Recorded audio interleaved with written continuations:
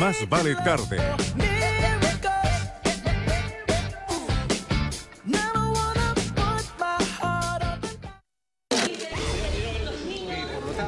Este tribunal, por unanimidad de sus integrantes, decide absolver de todos los cargos imputados en contra del acusado Enrique Alfredo Orellana Cifuentes, por lo que se dispone el alzamiento de toda medida cautelar en razón de esta causa. Como asimismo se ordena que se elimine su nombre de todo registro en el que figure en su calidad procesal anterior. Que en virtud de la decisión adoptada se desestima la demanda civil interpuesta por la creyente. El interés superior de los niños, ¿dónde está el interés superior de los niños? Nosotros fuimos por el niño y las niñas fueron cambiadas.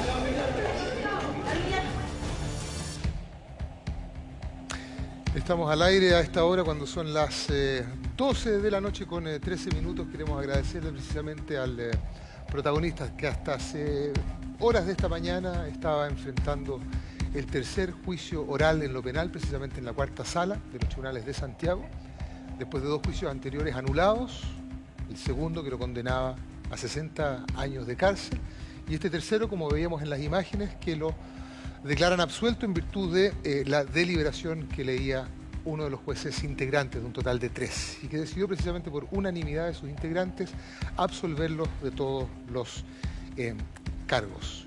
Te quiero dar las gracias, Enrique Alfredo Orellana Cifuentes, por estar presente aquí en Más Vale Tarde, por la confianza.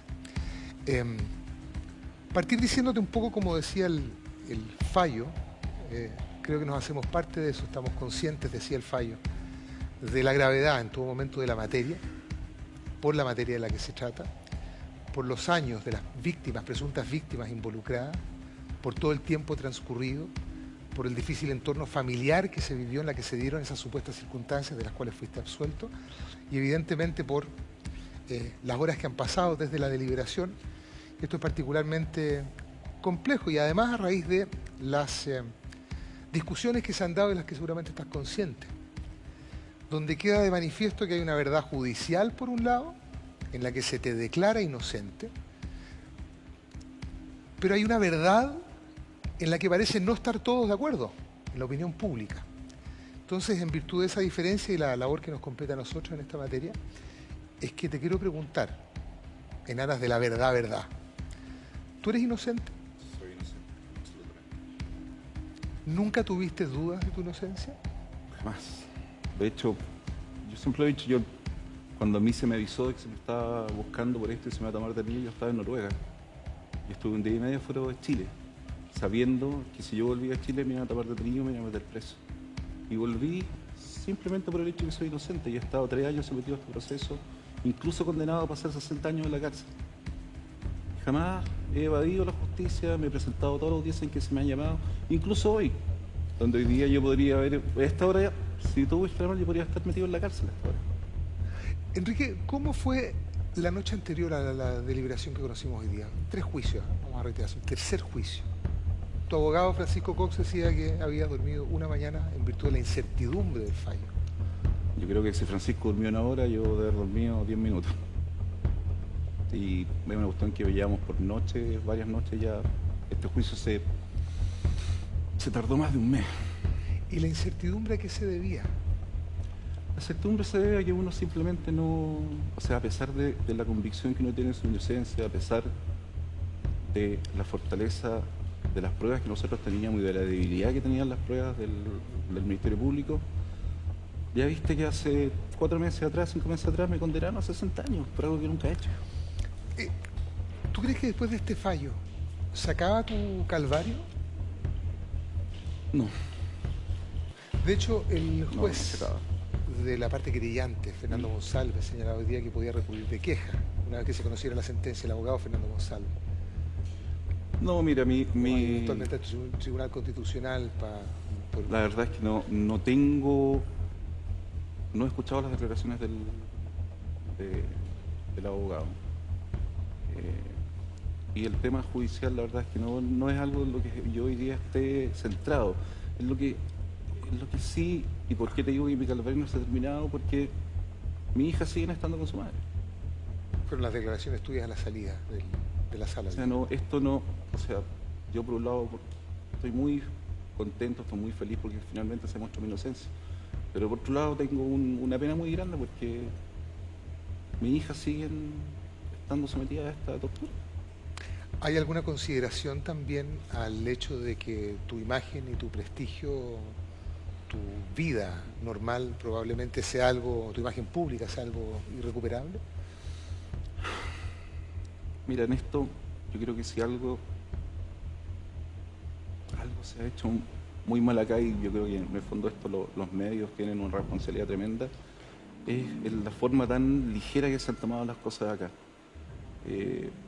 Todo esto fue un caso donde, cuando a mí se me tomó detenido, el Ministerio Público llamó a carabineros, llamó a la prensa, llamó a todo el mundo y a mí se me mostró esposado, que es una táctica que el Ministerio Público usa habitualmente.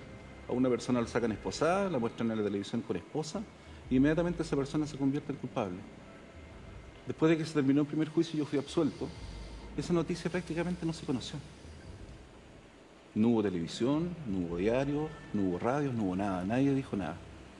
Pero sin embargo, en el segundo juicio fue una locura mediática total. Una locura mediática total en la cual nadie se dio ni siquiera el minuto de ver qué es lo que había pasado en el primer juicio. Solo por darte un ejemplo, hay un sitio de información de investigación periodística que tiene una alta credibilidad. CIPER Chile. CIPER Chile, que tiene varios reportajes que ha sacado que han sido muy importantes. Hizo un reportaje con mi caso en el cual ni siquiera investigó nada. Simplemente lo que hizo fue publicar la sentencia, la condena del segundo juicio. Y transcribiendo eso, y eso ha sido una cosa que a mí me ha generado muchos problemas. Porque obviamente mucha gente dice, pero ¿cómo es posible que este tipo lo absueldan? Mira lo que pasó en el segundo juicio. Pero, ¿por qué CIPER no investigó? ¿Por qué CIPER no fue y tomó el fallo del primer juicio que me absolvió? ¿Te llamaron de CIPER a ti? No, nunca. ¿Tampoco te llamaron? No. ¿Tu abogado lo llamaron? No, nunca. ¿Pero por qué no se investigó? O sea, si nosotros realmente queremos hacer un periodismo de calidad, entonces investiguemos, no dediquemos a publicar fallos que más encima son fallos anulados. Después de que el fallo se anuló en la Corte Suprema, ni siquiera hicieron el trabajo de publicar la anulación del fallo y por qué razones se anuló el fallo. Entonces, ¿de qué es lo que estamos hablando? Aquí se crea una imagen de un monstruo, una imagen de un tipo que es un psicópata, en función de algo que está absolutamente viciado. ¿Eres un monstruo? No, no lo soy, para nada. Incluso Tu exmujer dijo que eras un monstruo. mi exmujer ha dicho tantas cosas que esto es algo que ya no raya en lo absurdo. ¿Qué te pasa a ti, Enrique, cuando te dicen que eres un monstruo? Entre otros epítetos que probablemente recordarás también. Me duele mucho. Me duele mucho porque no lo soy. Porque fui y he sido siempre un padre que siempre se ha preocupado de su hija. Hoy en día tengo una familia, tengo una mujer, tengo 3 hijos. Y somos una familia, somos una gente que nos amamos, tengo amigos. La felicidad probablemente es una meta de cualquier ser humano, no solamente un Todo el derecho, mundo, sino una sí, obligación sí. también. Sí. Me imagino que eso está presente Sí. en el afán de armar familia nueva en supuesto. este caso y con Supuesto. tus hijas también. Dijiste que en el caso de tus hijas era irrecuperable, que había dudas serias de tu parte incluso de que pudieras volver a verlas. Así es. De hecho está... Ahí está. Esta es la portada de LUN del día de mañana. No sé si podré ver a mis hijas algún día. Mira, Álvaro, yo de verdad, mi hija siempre fueron mi razón de vivir. Yo cuando nació mi hija mayor, yo tenía 30 años. Y el día que nació mi hija fue un cambio absoluto en mi vida. Todos los que son padres o han sido padres saben que cuando uno tiene un hijo, eso es un cambio total en la vida de uno. Un cambio total respecto a tus responsabilidades, respecto de saber que hay alguien cuyo vida depende de ti. Y yo en mi caso, eso fue lo que me pasó. Lo que me pasó con mis 3 hijas. Y siempre fueron mi razón de vivir, yo siempre me esforcé me saqué la cresta trabajando para que ellas tuvieran una buena vida, darle una buena educación, que tuvieran un buen futuro. Y de un día para otro, todo eso se destruyó.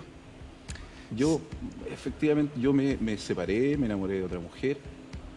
Y yo creo que a mí me pasó lo que le pasa a muchas personas que terminan sus relaciones, sus matrimonios, simplemente porque las cosas que a uno le gustaban de una persona, o las cosas con las cuales uno coincidía con una persona al momento en que se enamoró de ella. Yo cuando conocí a mi exmujer tenía 25, 26 años. No son las mismas cosas que te unen cuando tienes 40 años. Y hay parejas que convergen en ese crecimiento y hay otras parejas que no. Y como tú lo dices, o sea, yo cuando llegó el momento en que todo esto pasó, yo venía en una situación ya larga de desgaste de matrimonio y yo busqué lo que cualquier persona busca, la felicidad. Y esa felicidad la encontré con otra pareja. Y a mí me parecía que era legítimo, dado eso, comenzar mi vida con otra pareja. Pero eso no significa que uno deje de querer a los hijos. Entonces, es una brutalidad tan grande todo esto que ha pasado, porque al final pasamos 3 años, más de 3 años en esto. Pasamos por 3 juicios orales, pasé por la cárcel, pasé por cuántas cosas, y ¿qué es lo que queda como saldo al final? El daño. Un daño que se hizo a mi hija principalmente, un daño que no tiene reparación alguna. Si quieren tu razón de vivir. Sí. ¿Siguen siendo tu razón de vivir? Siguen, mi hija, hasta el día de hoy siguen siendo yo las quiero, las amo. Si algún día ellas me escuchan, me ven, yo quiero que ellas sepan que yo las quiero, que yo las amo, que nunca he dejado de pensar en ellas. Enrique, No. te quiero invitar a que hagamos un recuento precisamente de lo que hablábamos hace un rato, que es el tratamiento mediático a este tema, que empezó precisamente en agosto del año 2010. Pero vamos a hacer un recuento primero de la historia completa de este caso, hasta ahora. Hoy día en la mañana, no, ayer técnicamente fue absuelto. Vamos con las imágenes.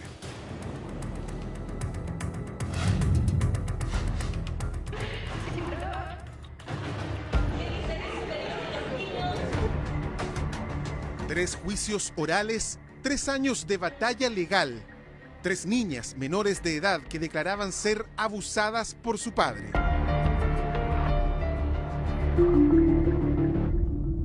Fue en agosto de 2010 cuando comenzó a develarse una historia que conmocionó a la opinión pública.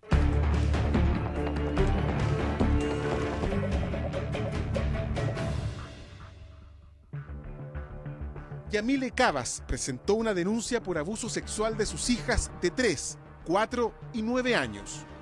El inculpado, su exmarido, Enrique Orellana, gerente de Estrategia y Comunicación de Política Monetaria del Banco Central.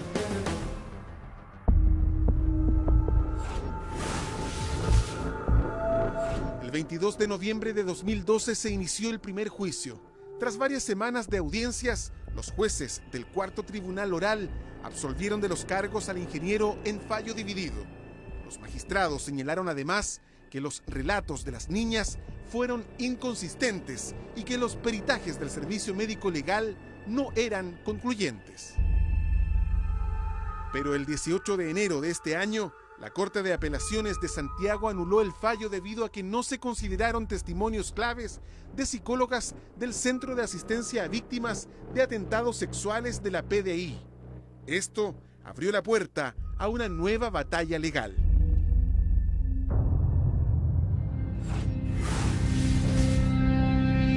El 21 de marzo se inició el segundo proceso. Los nuevos antecedentes entregados por el Cavas, más los peritajes del Servicio Médico Legal a cargo de Enrique Roncone, no dejaban dudas a los magistrados. Orellana era declarado culpable de abusar sexualmente por penetración anal a sus 3 hijas en 7 ocasiones a lo menos entre agosto de 2009 y agosto de 2010. Sufrir la pena de 20 años de presidio mayor en su grado máximo a las accesoras de inhabilitación absoluta perpetua para cargos de oficios públicos y derechos políticos. Este delito, que es uno de los más graves que podemos presenciar, de violación de sus 3 hijas, dice relación perfectamente con una condena tan clara y contundente como 60 años de presidio. La verdad que estamos confiados que la excelentísima Corte Suprema va a enmendar esta injusticia Mi representado ya fue absuelto una vez. La pena era contundente: 60 años de cárcel y 400 millones de indemnización a la madre de las niñas. Sin embargo, ahora fue la defensa la que logró que se anulara de forma unánime la condena, porque el ingreso de los peritajes se realizó fuera del plazo, cuestión que vulneró el derecho de defensa de Orellana. Vendría un tercer enfrentamiento judicial, el que a la postre sería definitivo.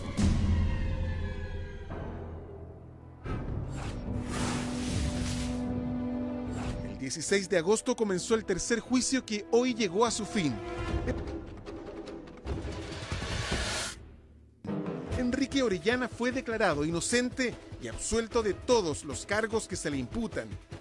Los jueces desestimaron el testimonio de la madre, encontraron inconsistencias en el relato de las niñas y anularon las pericias presentadas por el Servicio Médico Legal. El dictamen fue unánime. Por lo tanto, este tribunal, por unanimidad de sus integrantes, decide absolver de todos los cargos imputados en contra del acusado Enrique Alfredo Orellana Cifuentes, por lo que se dispone el alzamiento de toda medida cautelar en razón de esta causa. Como asimismo se ordena que se elimine su nombre de todo registro en el que figure en su calidad procesal anterior. Que en virtud de la decisión adoptada se desestima la demanda civil interpuesta por la querellante.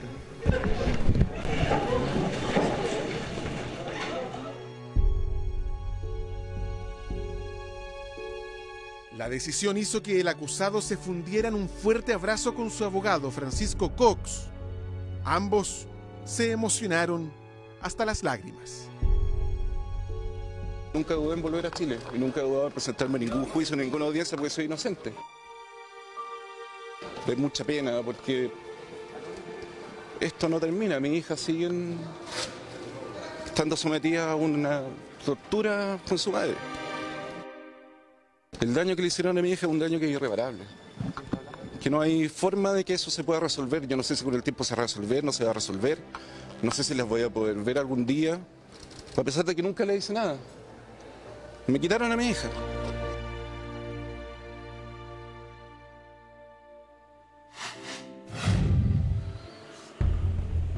Enrique, tú en agosto del año 2009 te fuiste de la casa donde vivías tú con Yamile Cabas, tu exmujer, y tus tres hijas. ¿Cómo era tu vida antes de abandonar el hogar, antes de ese quiebre? Mira, yo me casé en el año 98 y mi primera hija nació en el año 2000, en octubre del año 2000. Yo diría que el principal problema que nosotros tuvimos siempre como pareja o como matrimonio fue que fuimos incapaces de formar una familia, de ser nosotros un núcleo familiar.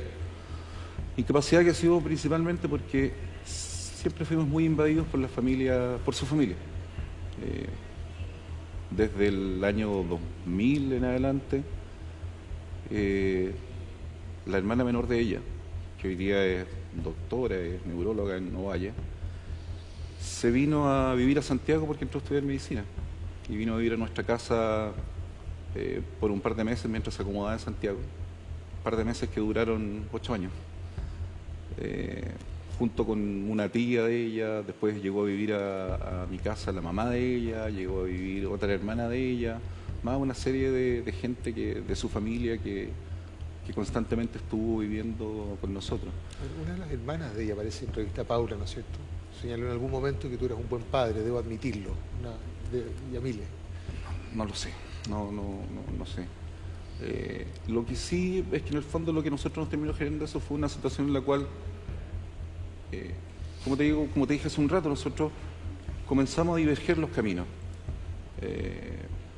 Mi preocupación era mi hija, yo me levantaba a las 6 de la mañana, preparaba las colaciones de las niñas, o en ese tiempo que mi hija mayor era la que almorzaba en el colegio, le preparaba la colación, le armaba sus cosas, me encargaba de levantar a las niñas, de darle su mamadera a las dos más chicas, y después me iba a mi trabajo, y estaba ahí, llegaba a mi casa de vuelta a las 8 o 9 de la noche, y cuando llegaba de vuelta estaba mi exmujer con su mamá, su hermana ahí, conversando de cosas que A mí, francamente, no me interesaba ni... El problema de armar familia era con tu ex. El problema de armar familia es que en el fondo... Con las niñas. El problema de armar familia es que nosotros nunca logramos ser nosotros 5, ser un núcleo... O sea, ellas se relacionaban con tus hijas y tú te relacionabas con ellas por su lado.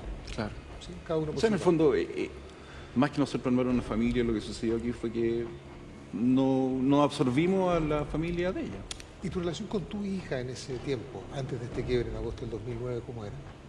Excelente, excelente. Mi hija mayor, la Sofía, nosotros teníamos una relación muy buena. Con la Sofía siempre fuimos súper cómplices. Teníamos una serie de cosas que hacíamos juntos, teníamos actividades, íbamos a nadar, salíamos a caminar, salíamos a pasear los perros, qué sé yo, un montón de cosas. Con mi segunda hija fue muy especial porque ella, cuando nació el año 2006, mi ex mujer terminó ese embarazo con una situación de obesidad muy grande, terminó sobrepeso muy importante. Y ella entró en una depresión, digamos, por este tema. Y eso generó principalmente que ella no se hiciera cargo de la niña. A ninguna de las 3 niñas le dio pecho porque no tuvo, no sé, por algunas razones no pudo darles pecho. Y la Pasita era una niña que... La menor en este caso. La del medio. La del medio. Era una niña que básicamente dependía de mí. Si en la noche, cuando los niños son chicos, uno tiene la cuna en la pieza para que los niños despierten, la cuna estaba al lado mío. Si a la noche la niña despertaba, yo era el que la sacaba de la cuna, que le cambiaba el pañal, que le daba la mamadera, que la paseaba, lo que fuera. Ella dependía básicamente de mí. De hecho, todo esto se detonó porque ella fue la que quería ir a vivir conmigo. Y el último fin de semana que yo las vi en agosto del 2010, las niñas siempre tenían muchos problemas porque cuando los niños iban a la casa, las 2 más chicas que fueron las que fueron con algo más de regularidad a la casa, siempre el domingo en la tarde, cuando ya llegaba la hora que tenían que irse, se ponían a llorar porque no querían irse, querían quedarse. Ahora, las niñas, antes de seguir avanzando, entender, porque la resolución hace referencia a eso, habla de un entorno familiar muy difícil, la situación de ustedes. Sí. Me imagino que se refiere a la separación propiamente tal. ¿Cuál es la situación de las niñas o la relación de ustedes como adultos con las niñas mientras están en el proceso de separación? ¿Hablaste con ellas? Fue complejo desde un principio. Complejo por muchas razones. Primero porque mi hija mayor siempre tuvo demasiada información respecto de lo que pasaba con la separación. Ella sabía, por ejemplo, de temas de si había una mediación o no había mediación, si me reclamaba que la mamá no tenía plata, que la mamá le pasaba esto, que la mamá lloraba, que la mamá aquí, que la mamá allá. Ella me hablaba mucho de que yo tenía un amante y cosas por el estilo. ¿Tu hija? Mi hija mayor, sí. ¿Eso cómo te lo decía ella?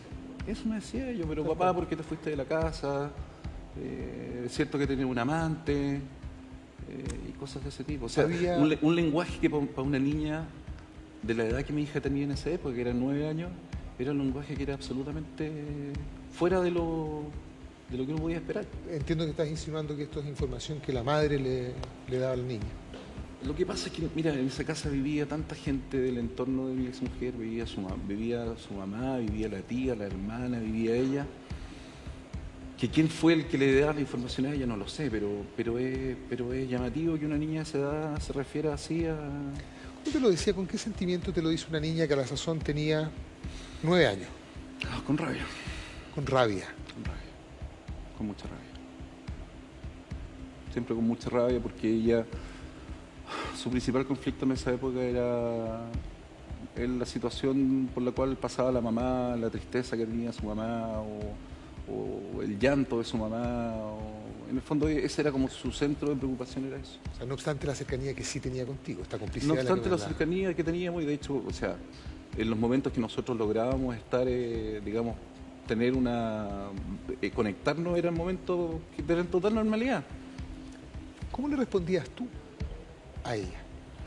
Mira, siempre mi forma de afrontar esto con ella fue decirle que esto era un tema de adulto, que esto era un asunto entre la mamá y el papá, que el papá siempre la seguía queriendo, que independientemente que no viviera con ella, el papá la quería y siempre se iba a preocupar de ella.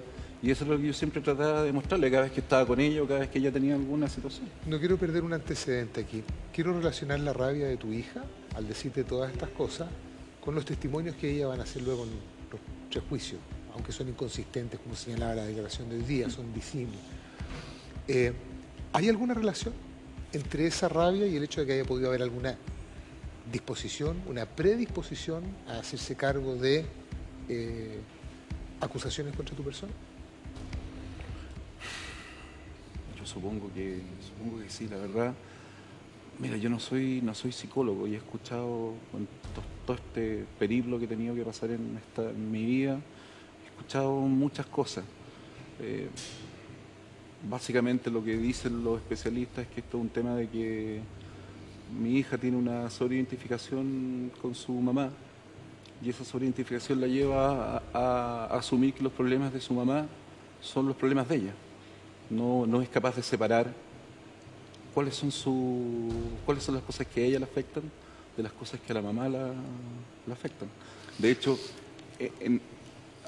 a partir de que se regularon las visitas judicialmente en marzo del año 2010, mi hija fue a las visitas de los fines de semana, que a partir de recién de ese momento comenzaron, fue un par de veces, no fue más que eso, fueron 3 veces de hecho. ¿Tú no hiciste nada para exigir que se cumplieran las visitas? No, yo no hice nada para exigirlo porque en ese momento yo ya tenía una cantidad tan grande de problemas con mi exmujer que no quería tener más. Y porque además hablé con especialistas, hablé con gente que me dijeron, mira, tu hija en algún momento va a querer estar contigo y cuando quiera estar contigo que esté. Y cuando no lo obligues. ¿Cuánto sopesaste lo que podía pasar con tus hijas cuando estabas en el proceso de separación? Mucho. Porque, de hecho... ¿Y cuánto te hizo retardar la decisión? ¿De separarme? Sí. Muchísimo. Me hizo separar muchísimo la decisión porque... Por varias razones. La principal es porque yo tenía la claridad de que el bienestar de mi hija estaba muy asociado a mi presencia. A pesar de este apego a la madre, digamos. A pesar de este apego a la madre estaba muy... Porque en el fondo... la preocupación diaria respecto a las niñas era una cuestión que tenía más que ver conmigo que con ellas. O sea, el que se levantaba en la mañana a ver las niñas para el colegio era yo, el que estudiaba con ellas era yo, el que se preocupaba de esto, de lo otro, de las cosas, digamos, más del funcionamiento de la vida de ella era yo. Claro, efectivamente, el resto del día las niñas, yo trabajaba, las niñas estaban en la casa con la mamá, el resto de la familia. Pero eso fundamentalmente esto ocurre por la situación de sobrepeso excesivo, una situación de obesidad, una depresión de tu mujer. Ella tuvo una depresión, después de eso la niña quedó básicamente al cuidado mío. Ella se hizo una cirugía para bajar de peso y después de esa cirugía tuvo un accidente vascular que le diagnosticaron una enfermedad de coagulación. Y ella entró en un proceso extraño, digamos, como no sabría calificarlo bien, pero... Perdón, ¿tú conversabas con tu exmujer? Sí. ¿Yamile? Sí. ¿De qué hablaban? Porque da la sensación de que... Lo que pasa es, como te digo, o sea, en el fondo nosotros, con el paso del tiempo, fuimos divergiendo absolutamente. Y todo el contacto que en algún momento uno pudo tener como pareja, como matrimonio, se fue... Nosotros, como te digo, o sea... ¿Discutían? No, muy poco. ¿No peleaban delante de los niños? Situaciones que son muy lamentablemente muy normales. Muy poco. Muy poco, porque como te digo, nosotros... O sea, mi estadía en los días de semana en la casa era en las mañanas, que yo básicamente estaba preocupado de todo lo que hay que hacer previo a llevar a los niños al colegio. Y en la noche cuando llegaba a la casa, estaba ella con su familia, y yo me iba un rato con las niñas, o si estaban durmiendo cuando llegaba, me iba a mi habitación y hacía mis cosas. ¿Y tú me dices que eras cariñoso con tus hijas? Sí. ¿Jugaban? Jugaba con ella, cariñoso, regaloneaba, le cambiaba pañales, las vestía, todo lo que hacen todos los papás. ¿Nunca evaluaste a la luz? A ver, estamos hablando de que tu relación con tu mujer y el hecho de que tú entendieras de que el bienestar de las niñas dependían de tu presencia y eso retardó, por lo tanto, tu decisión de separarte. ¿Nunca evaluaste, mientras tomabas esa decisión, sumar 2 más 2, en este caso 1 más 1. Me voy, pero también tengo que hacer lo posible, lo que está a mi alcance para tener el cuidado de las niñas, entendiendo que de ti, como me lo has dicho, dependía el bienestar de ellas. Sí, lo evalué. Lo ¿Qué pasó? evalué, de hecho, o sea, eso fue lo que detonó todo esto. Nosotros, después de que yo me fui a la casa, estuve un periodo en el cual estuve indeciso respecto a mi decisión de haberme ido a la casa y terminar el matrimonio, principalmente por el tema de mi hija, porque mi hija, la situación emocional que ya estaban era complicada. Y yo, de hecho, evalué en algún momento volver a la relación anterior, al matrimonio. Pero después, digamos, viví en la situación y deseché eso. Esto además, perdón, se dio condimentado por o complementado, por decirlo de alguna manera más certera, por una infidelidad tuya. Sí, efectivamente, yo me enamoré de otra persona. Es decir, cuando tu hija te dice entonces, papá, ¿por qué tienes un amante? O te reclamaba eso con rabia, era porque efectivamente lo había. Sí, de hecho, o sea, yo siempre lo he reconocido, yo me enamoré de otra mujer y eso fue lo que finalmente gatilló mi decisión de terminar con el matrimonio. Perdón, ¿y te enamoras de tu mujer por lo que está sucediendo, de otra mujer, digamos, por lo que está sucediendo en tu casa, digamos? Por esta situación de quiebre generalizado. Porque como te digo, en el fondo, lo que tú me preguntaste hace un rato, uno tiene derecho a ser feliz. Y yo busqué lo que toda la gente busca. La depresión de ella, de tu ex mujer en este caso, Didia Milé, está asociada también no solamente al sobrepeso, o a lo mejor el sobrepeso tiene algo que ver también con esto, o su depresión tiene que ver también con el hecho de que haya un amante, digamos. No, porque o sea, el huevo o la gallina. Lo del sobrepeso es una cuestión que es muy previa. Muy previa. Estamos hablando de 3, 4 años antes, 5 tal vez. ¿Dónde están las niñas más chicas en esta pasada? Las dos menores. Estamos hablando de la más grande, que tampoco es tan grande. Lo que pasa es que el momento que yo me separé, mi hija del medio tenía 3 años y medio y la más chica tenía 2. ¿Se veían influenciadas de la misma manera en que estaba Sofía? No, ellas eran mucho menos... yo diría que prácticamente con ella no se veía esto. Sí, ya para el año 2010, cuando ya comenzó el problema más grande, sí se veía esta influencia. De hecho, eso es parte de las cosas que se ventilaron en el juicio. Las profesoras del colegio donde ellas estaban decían que las niñas llegaban hablando de que habían ido a la casa de la bruja malvada. Y cuando ellas les preguntaban quién era la bruja malvada, decían, no, es la bruja malvada que se llevó a mi papá, que me robó a mi papá. Y cuando les preguntaban cómo sabían eso, decían que era la mamá la que se lo había enseñado. Pero ellas, en la relación que tuvieron conmigo y con mi actual mujer, nunca tuvimos conflictos. Las niñas en la casa eran felices, estaban contentas. Cuando tenían que irse los domingos de vuelta con la mamá, para las niñas era un estrés tremendo. Era tremendo. Era tremendo. Las niñas... Mira, si el principal problema de esto es que mi hija del medio, que era, como te digo, era la más cercana en ese momento a mí, cuando yo le iba a dejar a la casa de la mamá los domingos de la tarde, la niña se iba todo el camino llorando en el auto. Todo el camino llorando en el auto, que no, papá, que quiero estar contigo. Y cuando llegamos a la casa, yo bajaba a las niñas, y a la más chica entraba a la casa sin ningún problema, porque ella la verdad es que yo creo que no entendía mucho esta historia y se adaptaba sin mucho problema. Pero la del medio no. Para la del medio, la separación de nosotros era una cuestión dura. ¿Y qué es lo que pasaba? Que la Pasita agarraba mi ex mujer y lo que hacía es que cerraba la reja de la casa y me dejaba a mí en la calle y a ella al otro lado de la reja, llorando. Y la podía tener así 20 minutos, media hora, sin problema. ¿Cuál es tu reacción en un caso como ese? Agarrar a mi hija, tratar de calmarla. Pues es una situación bastante violenta. Es muy violento. Para ser presenciada es muy por violento, por es muy violento. Y pasaban 20 minutos, media hora en que nadie salía de la casa. Y la niña lloraba, hasta que de repente alguien la agarraba, la tomaba en brazos y se la llevaba. ¿Con qué objetivo hacía eso, Yamiré? Porque ella sabía que en el fondo ¿Que es la manera de hacerte daño? Era la manera de hacerme daño.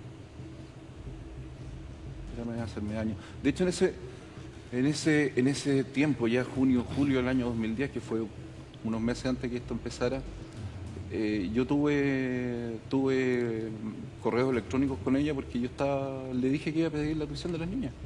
Correos electrónicos que también se mostraron en el juicio. Sí, fueron parte de la prueba que tuve. Fueron parte de la prueba. Y ahí comenzó toda esta historia. De hecho, a mí me citaron al colegio también en julio del año 2010. Yo también le dije a la psicóloga del colegio que estaba preocupada porque del colegio me citaron precisamente porque el estado en que estaban las niñas del colegio era muy malo. ¿No había ninguna posibilidad de diálogo en esas circunstancias con tu ninguna. exmujer? Ninguna. Ninguna. Nosotros con mi actual mujer tuvimos desde mayo del año 2010 en adelante, sufrimos un acoso tremendo de ella.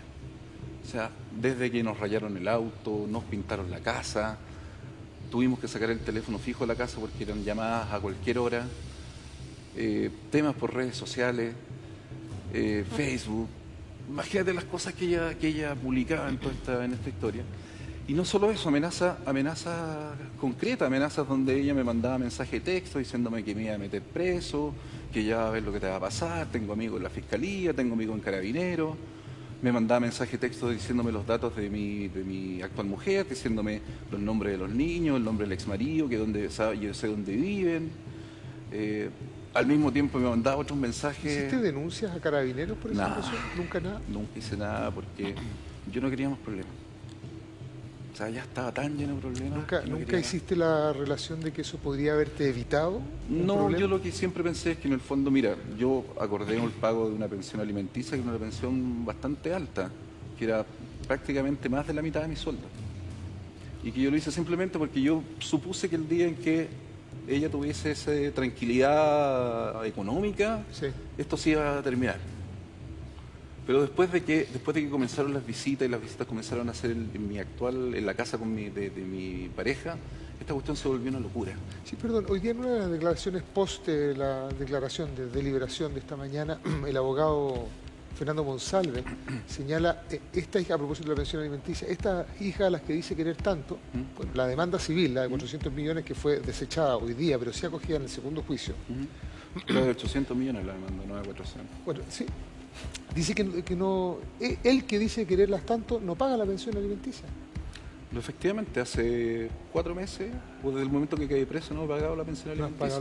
No he pagado la pensión alimenticia porque estuve preso, no tenía ingresos. Has estado suspendido tu cargo en el Banco Central sin goce de sueldo.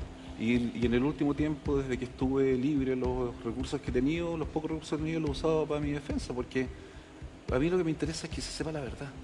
Y yo creo que la mejor contribución hoy que puedo hacer al bienestar de mi hija es que ella sepa la verdad. Enrique, estábamos hablando recién, me adelanté un poco en el tiempo, que estábamos hablando recién de esta situación de tensión a la que hace alusión, además la declaración lo toma en cuenta, la situación de tensión familiar, lo dice expresamente en uno de sus considerandos. ¿Tú reconocías a tu mujer en lo que estaba haciendo, a tu ex mujer? No. ¿La mujer de la que te estabas separando en lo que estaba haciendo? ¿Te sorprendió?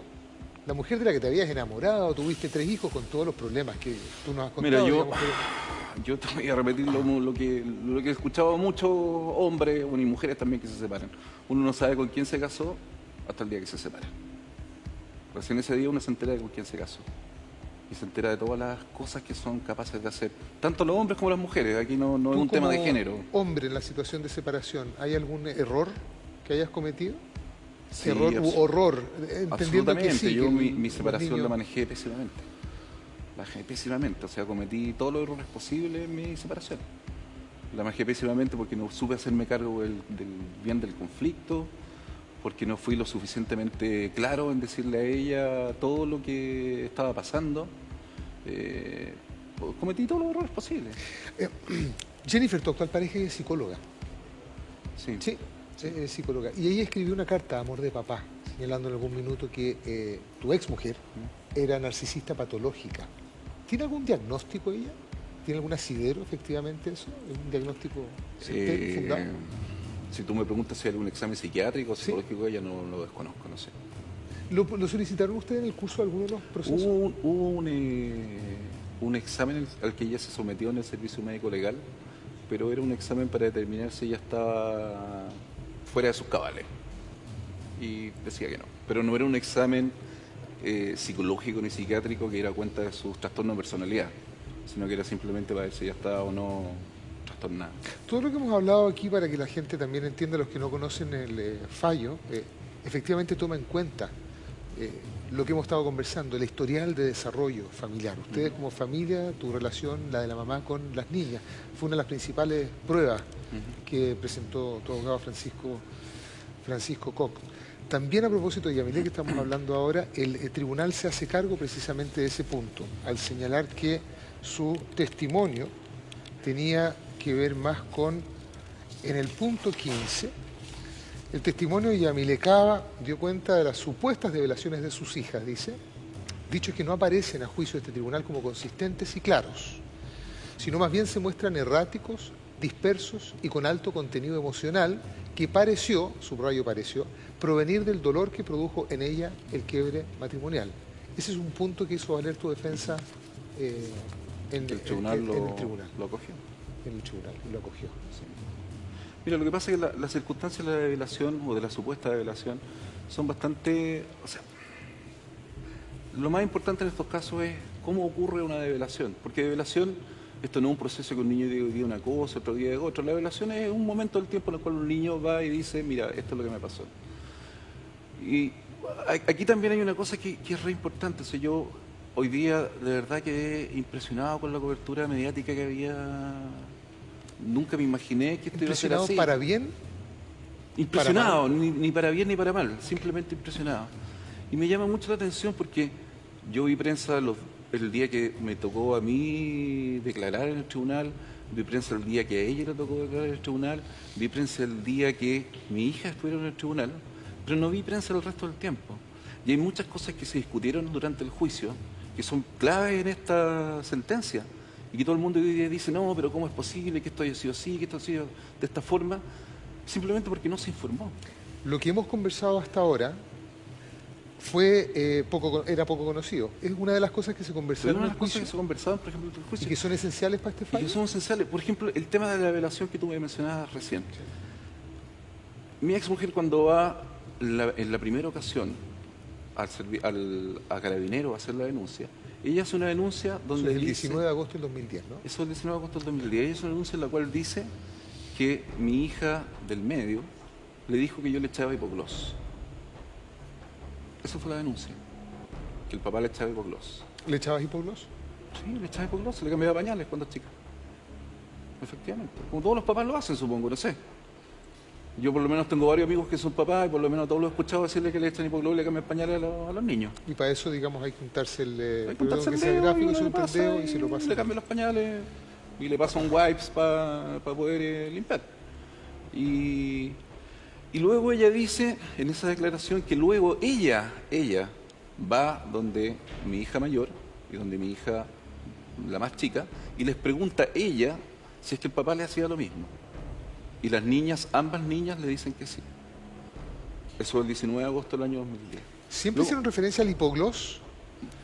Por eso, déjame seguir con esto, porque luego hay una siguiente declaración que ya hacen uno de los exámenes de credibilidad que le hicieron a las niñas al Servicio Médico Legal, donde ella dice que la niña del medio le dijo que el papá le hacía daño. Ya no habla de hipogloss. Dice que el papá le hacía daño. Y dice que lo dijo delante de las dos otras hermanas. Y cuando ella dijo eso, las otras dos hermanas automáticamente dijeron, sí, mamá, no, perdón, mi hija mayor dijo, sí, mamá, créele, porque es verdad, porque a mí también me lo hacía. Y respecto de mi hija menor, no dice nada. O sea, hay un cambio sustancial en su declaración de cómo fue esta situación. Luego hay una tercera declaración en el Servicio Médico Legal, donde ella dice que fue la Sofía, mi hija mayor, no ella, sino que mi hija mayor, quien le preguntó a la hermana qué es lo que le pasaba. Y ahí la hermana le dijo que yo le había pegado con un palo. ¿Eso de dónde salió? Está en una declaración del Servicio Médico Legal. Sí, ¿de dónde lo sacó ella? Pero estas son las declaraciones de la madre. Por eso es que el fallo es tan relevante que coloque eso. Porque hay una circunstancia en la cual, que es la circunstancia clave de esto, en la cual hay tres versiones distintas. Incluso hay más. Después hay una declaración de mi hija mayor, en la cual ella dice que mi hija del medio lo que dijo es que yo le ponía un palo en el potito. Y después incluso hay declaraciones de ella en prensa, después de que se conoció la sentencia del segundo juicio, donde ella da una serie de versiones distintas. en televisión, en medios escritos, dando versiones distintas de qué fue lo que sucedió, cómo fue que se gestó esta supuesta develación. Entonces, a eso es lo que finalmente va esto. O sea, verdad hay una sola. Y uno no puede tener 10 versiones de una situación. Mira, de hecho quiero compartir contigo las declaraciones de tu abogado, Francisco Cox, que habla precisamente de estas contradicciones. ¿Sí? En el primer relato que tiene una de las menores, ante Carabinero, la propia Carabinero dice que no hay ningún relato de connotación sexual, ninguno. Que el papá le pegaba en la espalda y en el potito con la mano. Eso después muta a, supuestamente, golpes con un palo. Es más, incluso en este juicio, cuando se le pregunta a la niña, ¿y tú has vuelto a sentir el dolor que sentiste en ese momento? Sí, cuando mi mamá me pega. Esa es la respuesta de la niña. Claramente, ningún relato de abuso. La niña mayor, que tenía un relato un poco más de connotación sexual, o un relato claramente de connotación sexual, en el primer juicio ubica la violación en un lugar de su cuerpo que era incompatible con los exámenes sexológicos. Y señala que el papá le introducía el pene en la vagina cuando los exámenes sexológicos decían que su himen estaba intacto. Posteriormente, en el segundo juicio, cambia esa versión y dice que el papá le metía algo en el potito, que eso era compatible con el examen del Servicio Médico Legal, que, insisto, nosotros habíamos refutado y a través de pericia y con la sola demostración de fotos de estudio donde se muestra que los anos son absolutamente normales y no tienen ningún tipo de lesión o desgarro.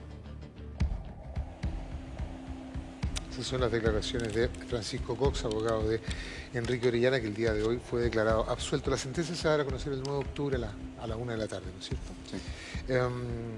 ¿Cuándo te enteras tú, Enrique, de que Yamilé está haciendo este tipo de denuncias, de peritajes?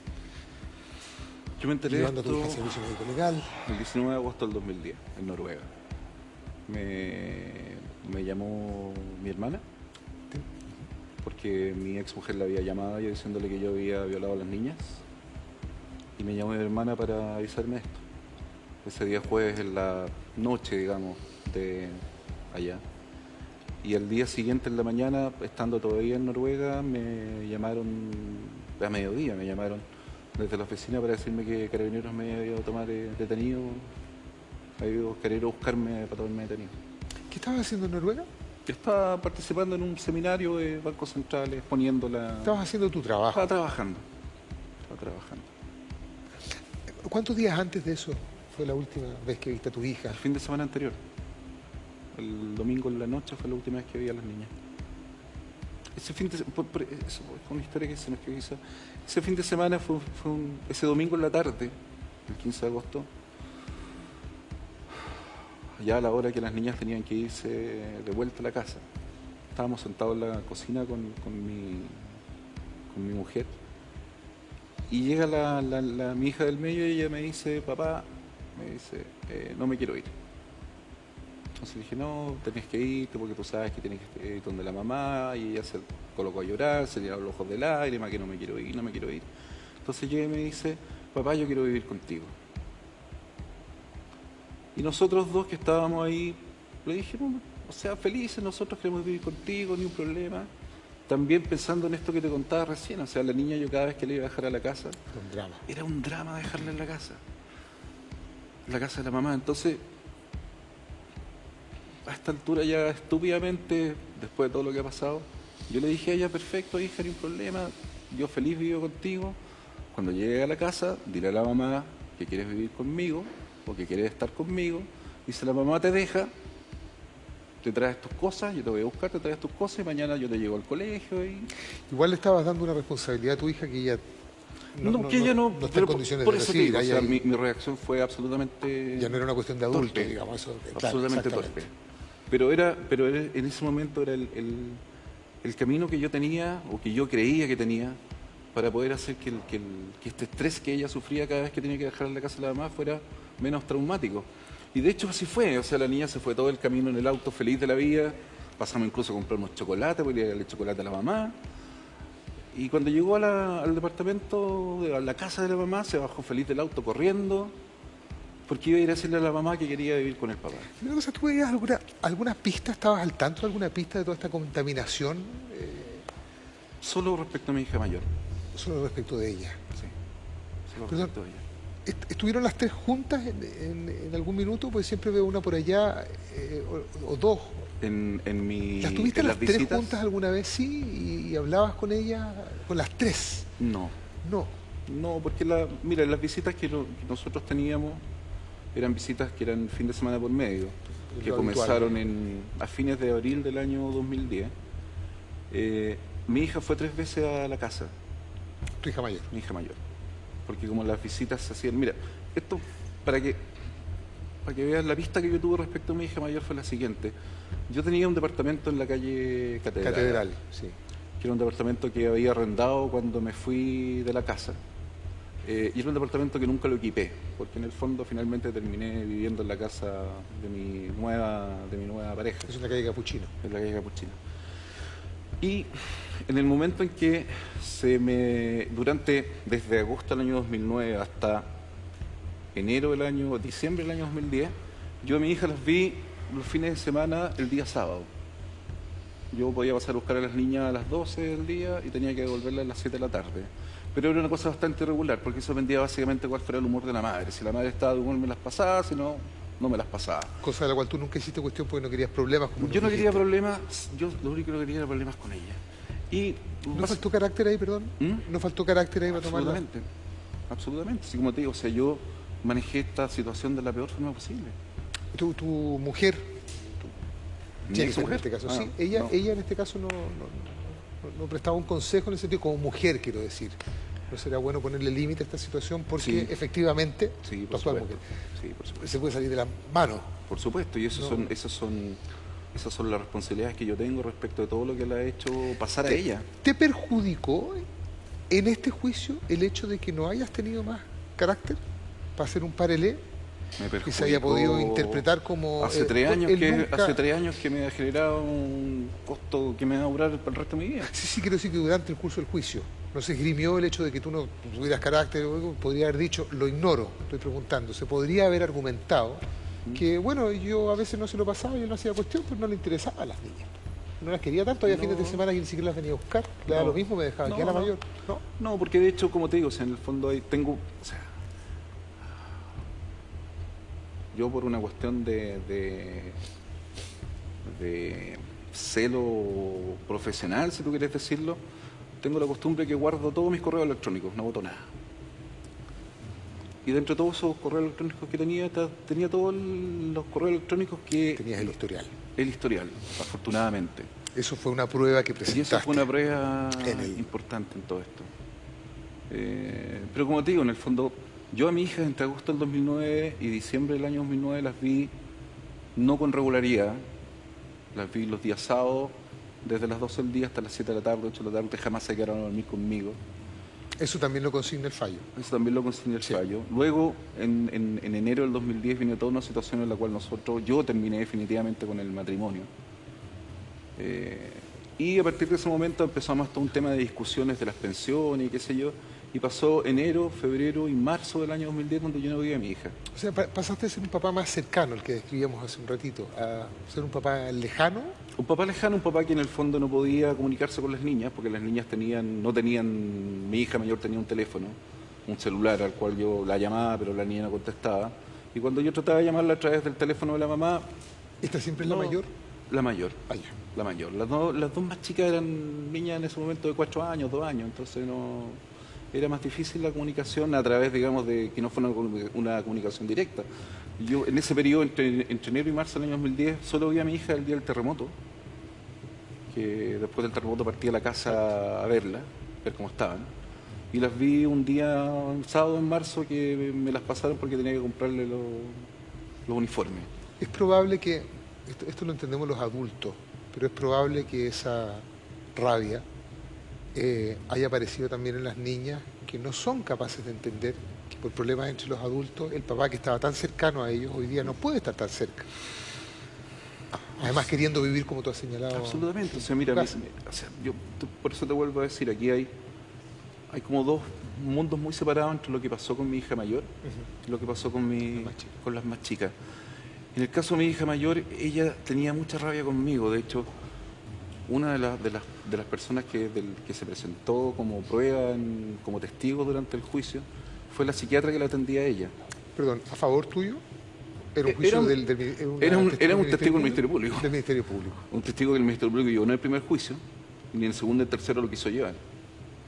Supongo porque no les convenía lo que decía. Era testigo a favor tuyo. Era un testigo que ellos colocaron, Sí. pero que finalmente daba un testimonio que era favorable a mí.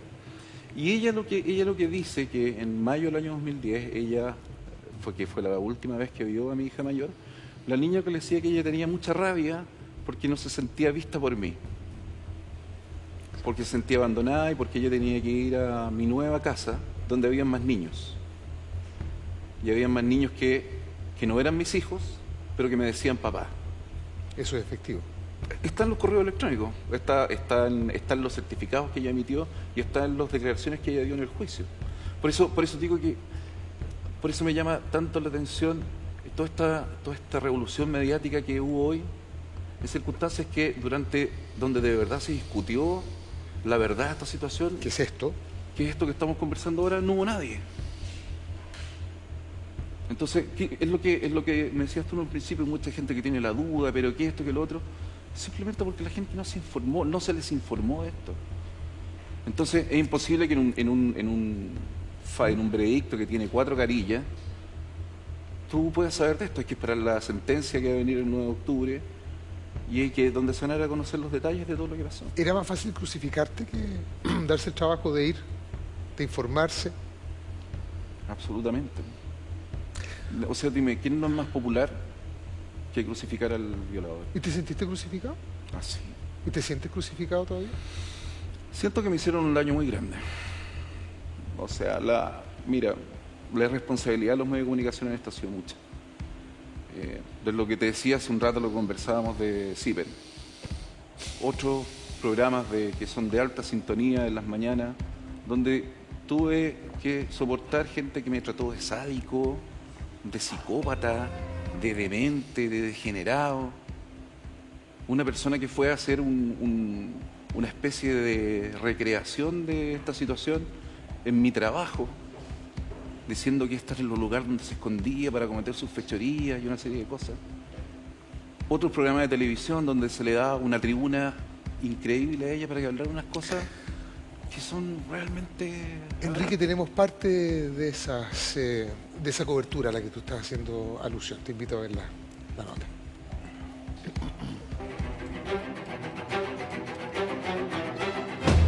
Acusado de violar. Quien está acusado de la violación de ella. Quien está acusado de violación en contra había violado de forma reiterada a sus hijas. Abusos en contra de sus 3 hijas. Orellana, de 42 años, gerente de política monetaria del Banco Central, fue acusado en agosto del 2010 de abusar y violar en reiteradas oportunidades a sus hijas. Violó a cada una de sus 3 hijas. Acusado por su ex esposa de abusar y violar a las menores. Según Orellana, todo comenzó cuando se separó de su exmujer, quien según su relato manipuló en especial a su hija mayor. Lo primero que me dice, mira, si tú me haces cualquier cosa, si me retas o me miras cualquier cosa, yo voy a llamar al fonoabusos.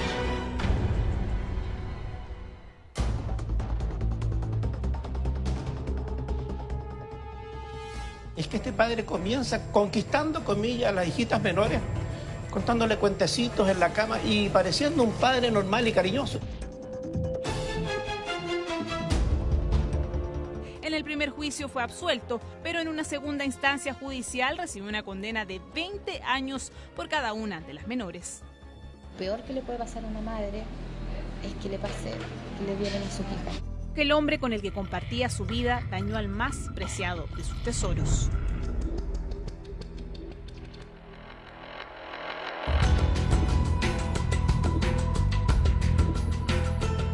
De ahí comenzó todo este maldito infierno en el cual van metido a mi hija, en el cual le han metido una cantidad de basura en la cabeza, la han utilizado, en el cual me metió un maldito infierno a mí, a mi familia. Orellana sigue sin reconocer las violaciones que se le imputan. Pero me cuesta tanto imaginarme a un padre en este tipo de situaciones con sus propias hijas. Lo que sí era extraño era que era demasiado perfecto. Y después de un tiempo yo pienso ahora que la gente perfecta no existe. Es un hombre que buscó el momento apropiadísimo para perpetrar sus delitos de manera reiterada por casi un año completo. Y no con una, sino con 3 hijas. Pero uno se pregunta, ¿cómo una niñita va a expresar esto? Además de lo degenerado, ¿no es cierto?, e infeliz de este tipo, además un tipo sádico.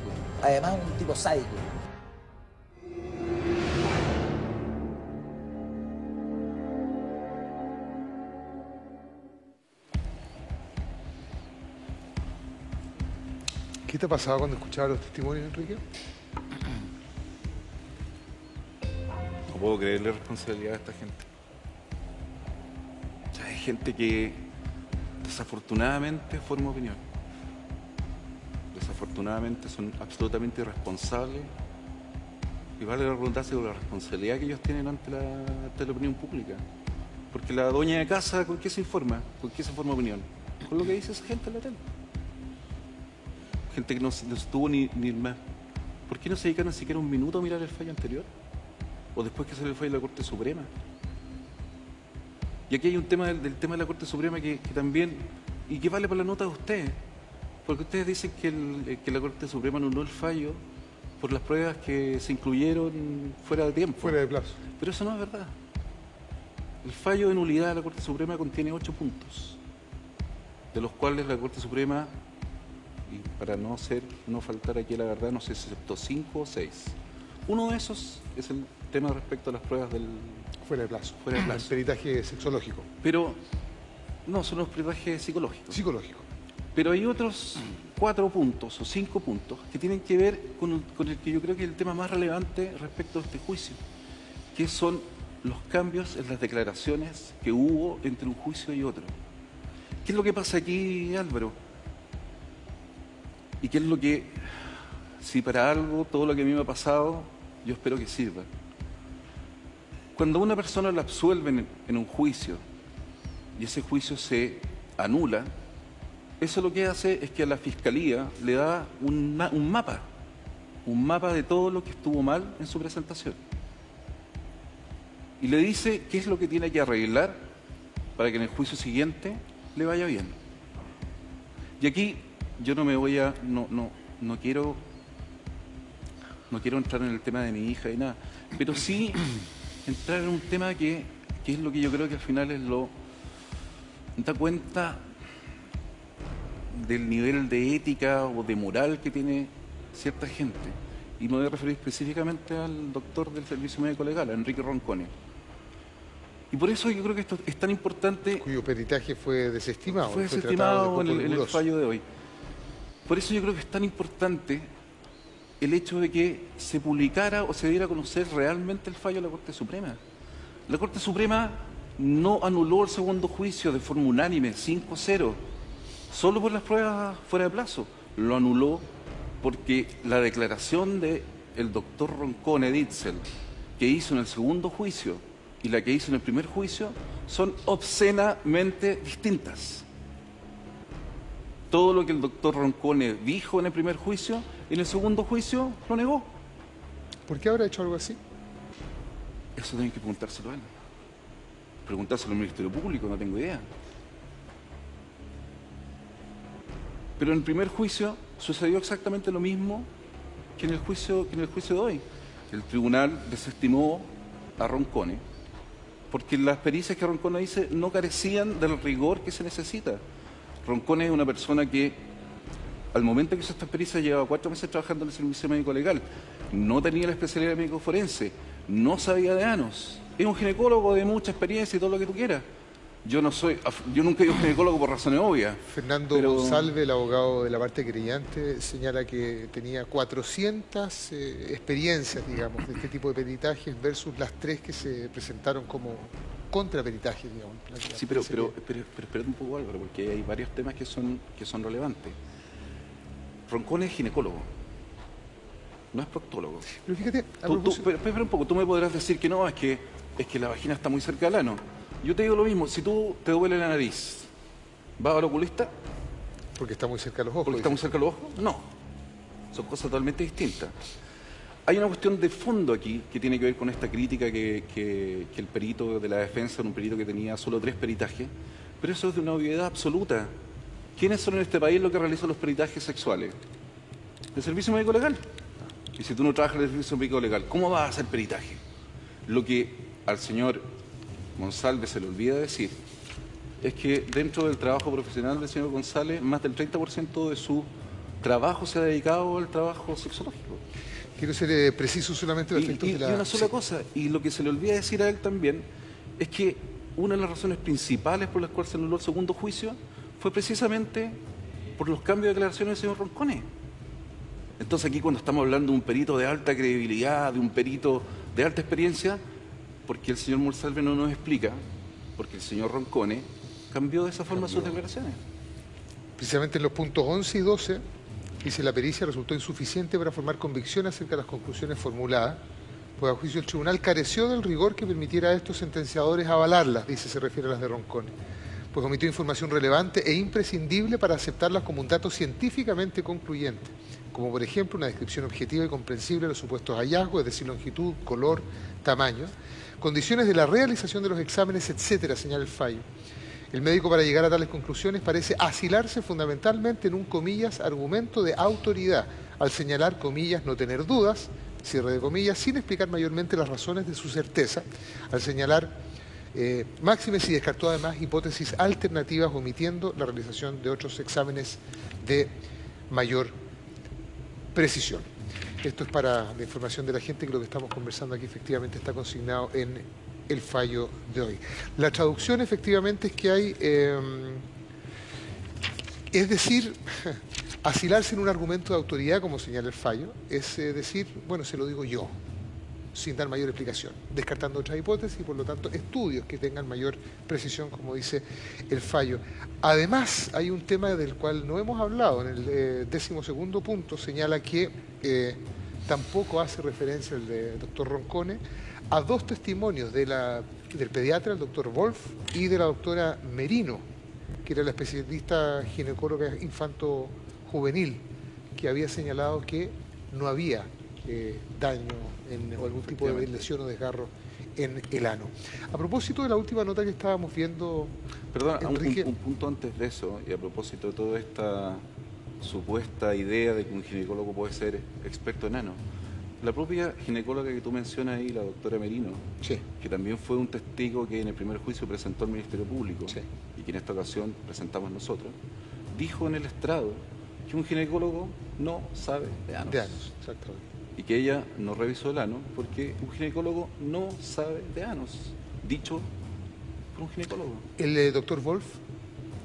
Médico pediatra de cabecera. Era el pediatra que tuvo las niñas, mi hija mayor desde el 1 año de vida y las 2 más chicas desde que nacieron. Sí.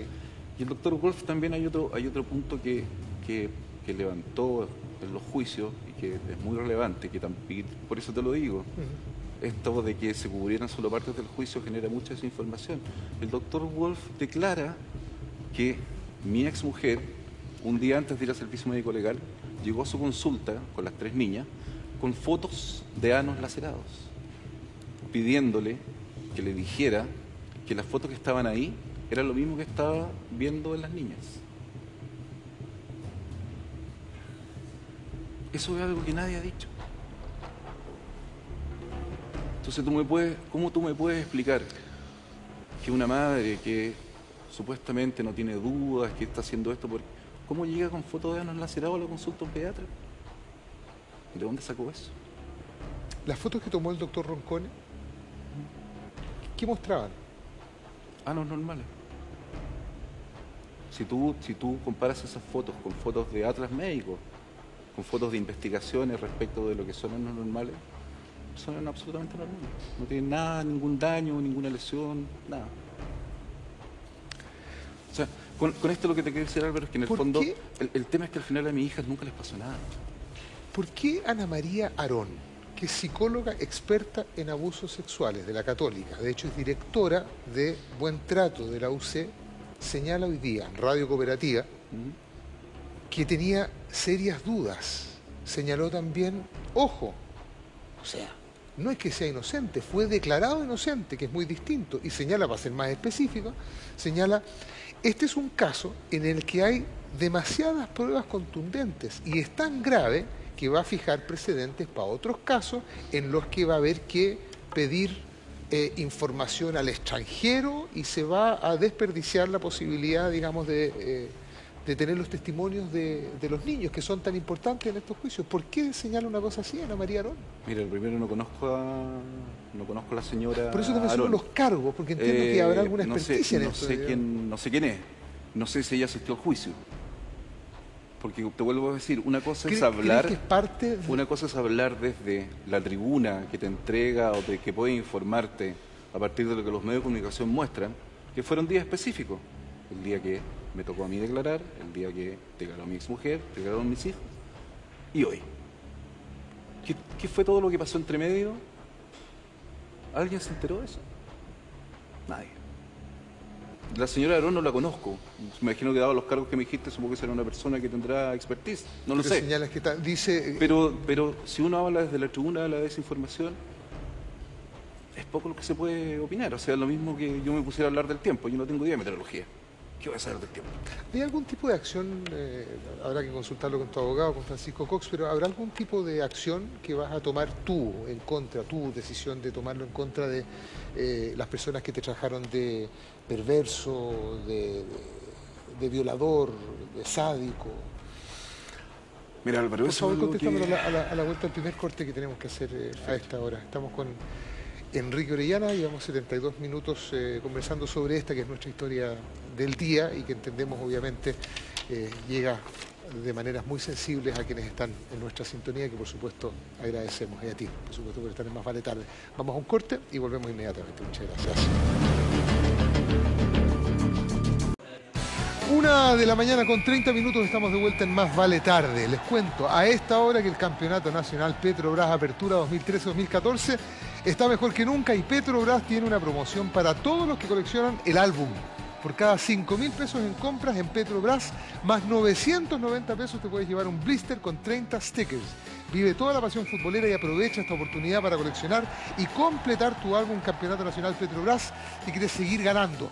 Arma tu equipo en www.superdt.cl.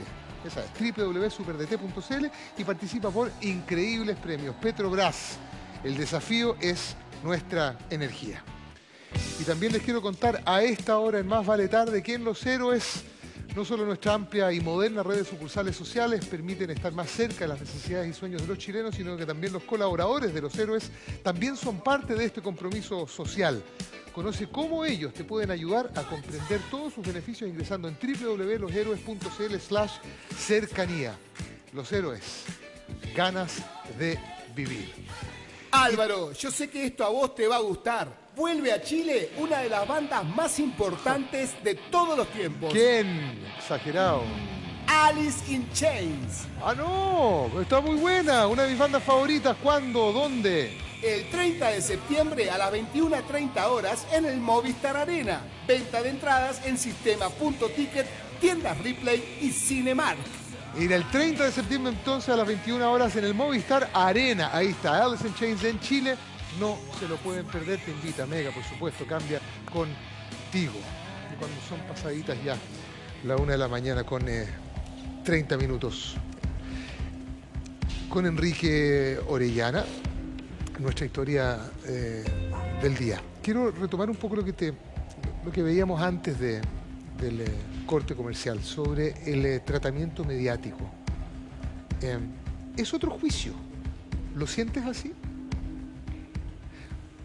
Vamos a ver la nota. Vamos a ver la nota.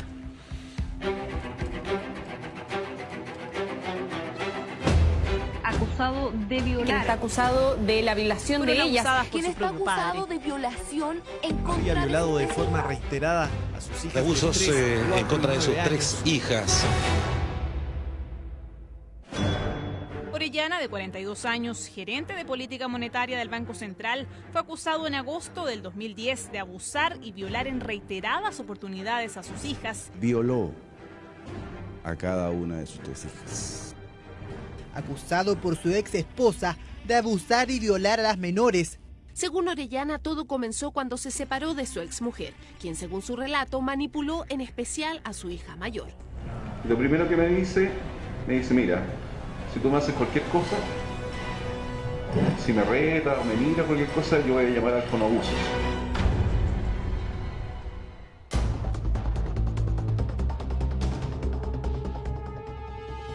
Es que este padre comienza conquistando, comillas, a las hijitas menores, contándole cuentecitos en la cama y pareciendo un padre normal y cariñoso. En el primer juicio fue absuelto, pero en una segunda instancia judicial recibió una condena de 20 años por cada una de las menores. Lo peor que le puede pasar a una madre es que le pase, que le violen a sus hijas. Que el hombre con el que compartía su vida dañó al más preciado de sus tesoros.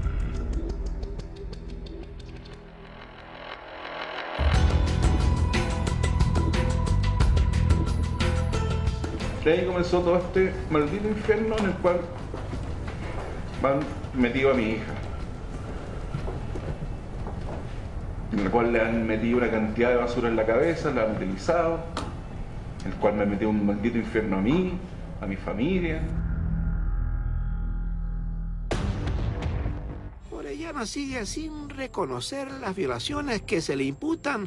Pero me cuesta tanto imaginarme a un padre en este tipo de situaciones con sus propias hijas. Lo que sí era extraño era que era demasiado perfecto. Y después de un tiempo yo pienso ahora que la gente perfecta no existe.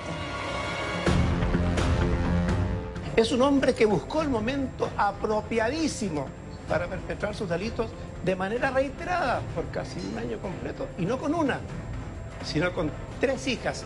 Pero uno se pregunta, ¿cómo una niñita va a expresar esto? Además de lo degenerado, ¿no es cierto?, e infeliz de este tipo, además un tipo sádico.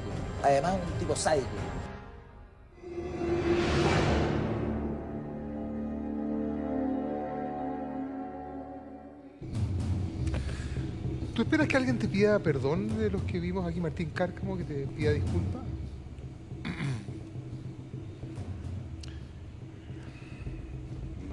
No. El inspector Vallejo. No. O sea, yo supongo que ellos hoy tendrán algún pensamiento distinto respecto a esto. No. ¿Te llamaron para que fueras a su programa? No. ¿Tampoco? No me llamaron. Y no espero que lo hagan tampoco. ¿Hay alguna intención de entablar algún tipo de acción judicial?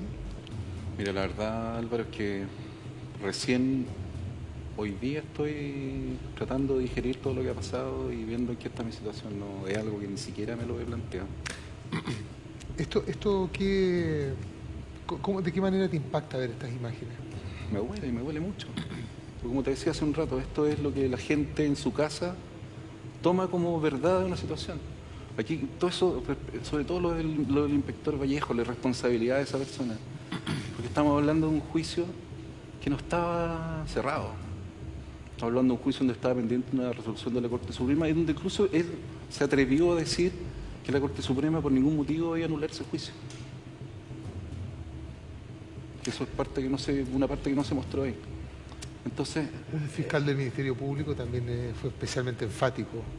Sí, el fiscal Macaya, que es el mismo fiscal que estuvo en el tercer juicio, y que de hecho en este juicio ni siquiera dio declaraciones a la prensa. ¿Hay fundamento para queja, que es lo que anunciaba la parte querellante? Posible, eventual queja, recurrir al Tribunal Constitucional por... No lo sé. Eso es un tema de los abogados y la verdad es que no es algo que yo domine. No sabría qué decir. En esta parte del proceso, y estoy hablando del proceso en términos latos, digamos, aquí hay un juicio público, digamos, y que va a estar además en los medios digitales. Por mucho tiempo. Por mucho tiempo. ¿Cómo pretendes enfrentar esa situación? Mira, a ver. Para mí esto ha sido muy complejo, muy costoso. Yo tengo como te digo, tengo una familia con mi actual mujer. Tengo 3 hijos que son de su matrimonio anterior, pero que hoy en día son mis hijos. Son niños pequeños, niños que nosotros hemos hecho todos los esfuerzos posibles por mantenerlos aislados de esta situación. De hecho, yo he tratado de exponerme lo menos posible a los medios de comunicación, lo cual ha sido casi imposible, precisamente porque no queremos que los niños estén involucrados en esta situación. Obviamente, hoy en día tú colocas mi nombre en Google y aparecen una cantidad de cosas impresionantes. Eso no se borra nunca. Y eso no se va a borrar nunca. Entonces es una cosa que no... El daño que se hizo es un daño que ya no tiene vuelta. Porque todo lo que se dijo, todo lo que se escribió, todo lo que se puso en esos programas de televisión, es algo que va a estar ahí por siempre. Hoy día Francisco Cox hacía referencia a tu dificultad para andar en lugares públicos, digamos, supermercados, andar en la calle. ¿Cómo es eso? Mira, he tenido, afortunadamente, la experiencia de... Efectivamente para mí es complejo salir a la calle. Porque... por todas las últimas noticias, me imagino que no es algo muy fácil de andar por la calle. Las miradas de la gente son bastante obvias. De hecho... ¿Obvias en qué sentido? Obvias en el sentido de que te ven y la gente empieza a comentar o se da vuelta a mirarte, cosas por el estilo. De hecho, el fin de semana fuimos con mi hija... con mi hija a un centro comercial a comprar unas zapatillas que necesitaba y la gente se daba vuelta a mirarte. De hecho, mi mujer me dijo, ella venía espantada porque me decía, hay una señora que pasó por el lado de usted y se paró y le dijo al marido, mira, ahí va el violador, y va con una niñita, ¿qué es lo que le va a hacer? Entonces, eso es una cuestión que es una carga muy grande. Una carga muy grande para mí, una carga muy grande para mi mujer, una carga muy grande para mi hijo. Y una carga que es absolutamente falsa. ¿Te han tratado de agredir? Sí, me han tratado de agredir. En una ocasión. Pero en muchas ocasiones, muchas más ocasiones, hay mucha gente que me ha parado en la calle para darme su apoyo. Cuando estuviste en la cárcel, los violetas, se les dice, son los más odiados, digamos. Mira,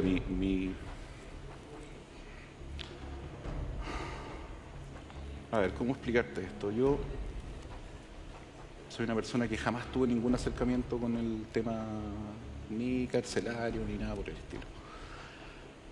El día que me tomaron detenido a mí, como te decía en un principio, el Ministerio Público hace lo que siempre hace, que agarró, llamó a toda la prensa, me sacaron esposado por todas partes, por lo tanto me convertí en el violador de mi hija automáticamente, sin ni siquiera haber tenido un juicio ni nada por el estilo. Y lo que me sucedió ese día fue que la gendarme, que estaba en el tribunal al momento en que se me formalizó, en el momento que me devolvieron de la formalización a los calabozos, esta gendarme me agredió, me pegó un par de patadas, y no contenta con eso, me agarró y me metió en un calabozo donde le dijo a todos los que estaban ahí por qué es lo que yo venía. Y la reacción de toda esa gente fue, le dijo, tal por cual se violó a sus 3 hijas. Y tú podrás comprender que la reacción de toda la gente que estaba ahí fue obviamente golpearme. ¿Esto fue previo a la formalización? No, fue después de la formalización. Estamos hablando del 21 de agosto del 2010. Luego de eso, me estuve ahí, esto no sé a qué hora fue, porque no tengo conciencia, fue a mitad de la tarde, estuve hasta cerca de la 1 de la mañana en unos calabozos en el subterráneo de los tribunales, y después me llevaron a unos módulos en Santiago 1 donde se ingresa la gente que viene, digamos, como en tránsito, recién entrando a la cárcel. Y ahí toda la gente que venía ahí conmigo sabía quién era yo por esto que había hecho la gendarme. Me pegaron, me escupieron, me encerraron en una celda con otra persona que por suerte no tuve problemas, pero el día siguiente en la mañana, apenas salí al patio a las 8 de la mañana, 8:30 de la mañana, me volvieron a agredir, me volvieron a pegar. Tuve que, al final, un gendarme, tenía rango, pero no sé cuál sería su rango, Finalmente me habló conmigo, me preguntó qué es lo que había pasado, yo le conté lo que había pasado y él me dijo, mire, usted si me está mintiendo por esto, yo lo voy a ir a buscar y lo voy a tirar con todo esto. Pero si por ahora le creo. Se estaban haciendo su propio juicio. Estaban haciendo su propio juicio y este señor me agarró y me llevó a otro lugar, donde había un par de tenientes que fueron muy amables. Que te salvó la vida. Sí, ese gendarme me salvó la vida. Si yo me hubiera quedado ahí en ese lugar, hubiera terminado muerto. Como le pasó a Juan Romeo, de los jardines de Hijitu, que también estuvo en Santiago 1 y tuvieron que llevárselo al hospital de Santiago 1 porque casi lo mataron. Luego de eso me llevaron a otro lugar donde estuve con gente que también estaba por estos mismos delitos y otra gente. Luego transité hacia otra parte y ahí estuve prácticamente 5 meses. ¿Dormías? No. Mira. ¿Le hiciste saber a tu abogado, digamos, que esta situación se estaba dando al interior del penal? Sí, por supuesto. Mira, sí, este tipo de delitos son los delitos más complejos, más odiados dentro de una cárcel. ¿Cuál es tu opinión sobre estos delitos? Los encuentro atroces. O sea, nadie puede hacer una cosa como esta, menos con su hija. O sea, es una cuestión que no tiene nombre. Si le hicieran, ahora, si alguien le hiciera eso... Pero espera un poco, Álvaro. Lo que uno desafortunadamente aprende en esto es que en esta clase de delito es donde más mentiras hay y donde desafortunadamente más inocentes están metidos en las cárceles. Yo tuve la desafortunada oportunidad de conocer a mucha gente en la cárcel que estaba por estos delitos. Hombres que, para serte muy sincero, o sea, cuando uno conversa con una persona 1, 2, 3 veces respecto de cuáles son los motivos por los cuales está ahí, uno puede darse cuenta rápidamente de quién miente y de quién dice la verdad. Es bastante, uno se transforma casi en un psicólogo en esta historia. Y hay mucha gente que estaba presa, lleva muchísimos meses presa, por cosas que jamás hicieron. Incluso tuve a esta altura el honor de conocer a un hombre que fue condenado a 10 años de cárcel, a un profesor que fue condenado a 10 años de cárcel, siendo que era un hombre absolutamente inocente, totalmente inocente, y que hoy día está en la penitenciaría preso, cumpliendo una pena por algo que no hizo. Pero ¿cuál es el problema de esto? El problema de esto, Álvaro, es que ¿qué es lo que hace el sistema? El sistema te mete a la cárcel 5 meses, 8 meses, 1 año, 2 años, y te deja ahí sin hacer nada. ¿Y qué es lo que la gente hace? Cuando tú ya ves que llevas 8 meses, 1 año, 1 año y medio en la cárcel, tú vas y el Ministerio Público te ofrece un juicio abreviado. Lo cual te dice, mira, tú te echas la culpa, reconozcas la culpa y yo te voy a dar una pena que va a ser, incluso te puedo dar una pena que sea cumpliendo con firma, de menos de 3 años y 1 día. O te puedo dar una pena, mira, si vamos a juicio oral te vamos a dar 15 años, pero si tú te declaras culpable te vamos a dar 5.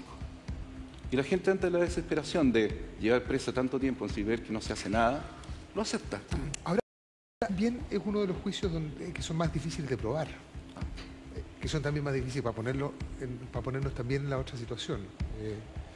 Y en este caso, lo jodido a propósito de los niños, digamos, es su bien superior y no victimizarlos y revictimizarlos. En tu caso, tus hijas, ellas declararon en 3 oportunidades. 3 veces, sí. En los 3 juicios. Más todas las declaraciones que hicieron en peritaje y cosas.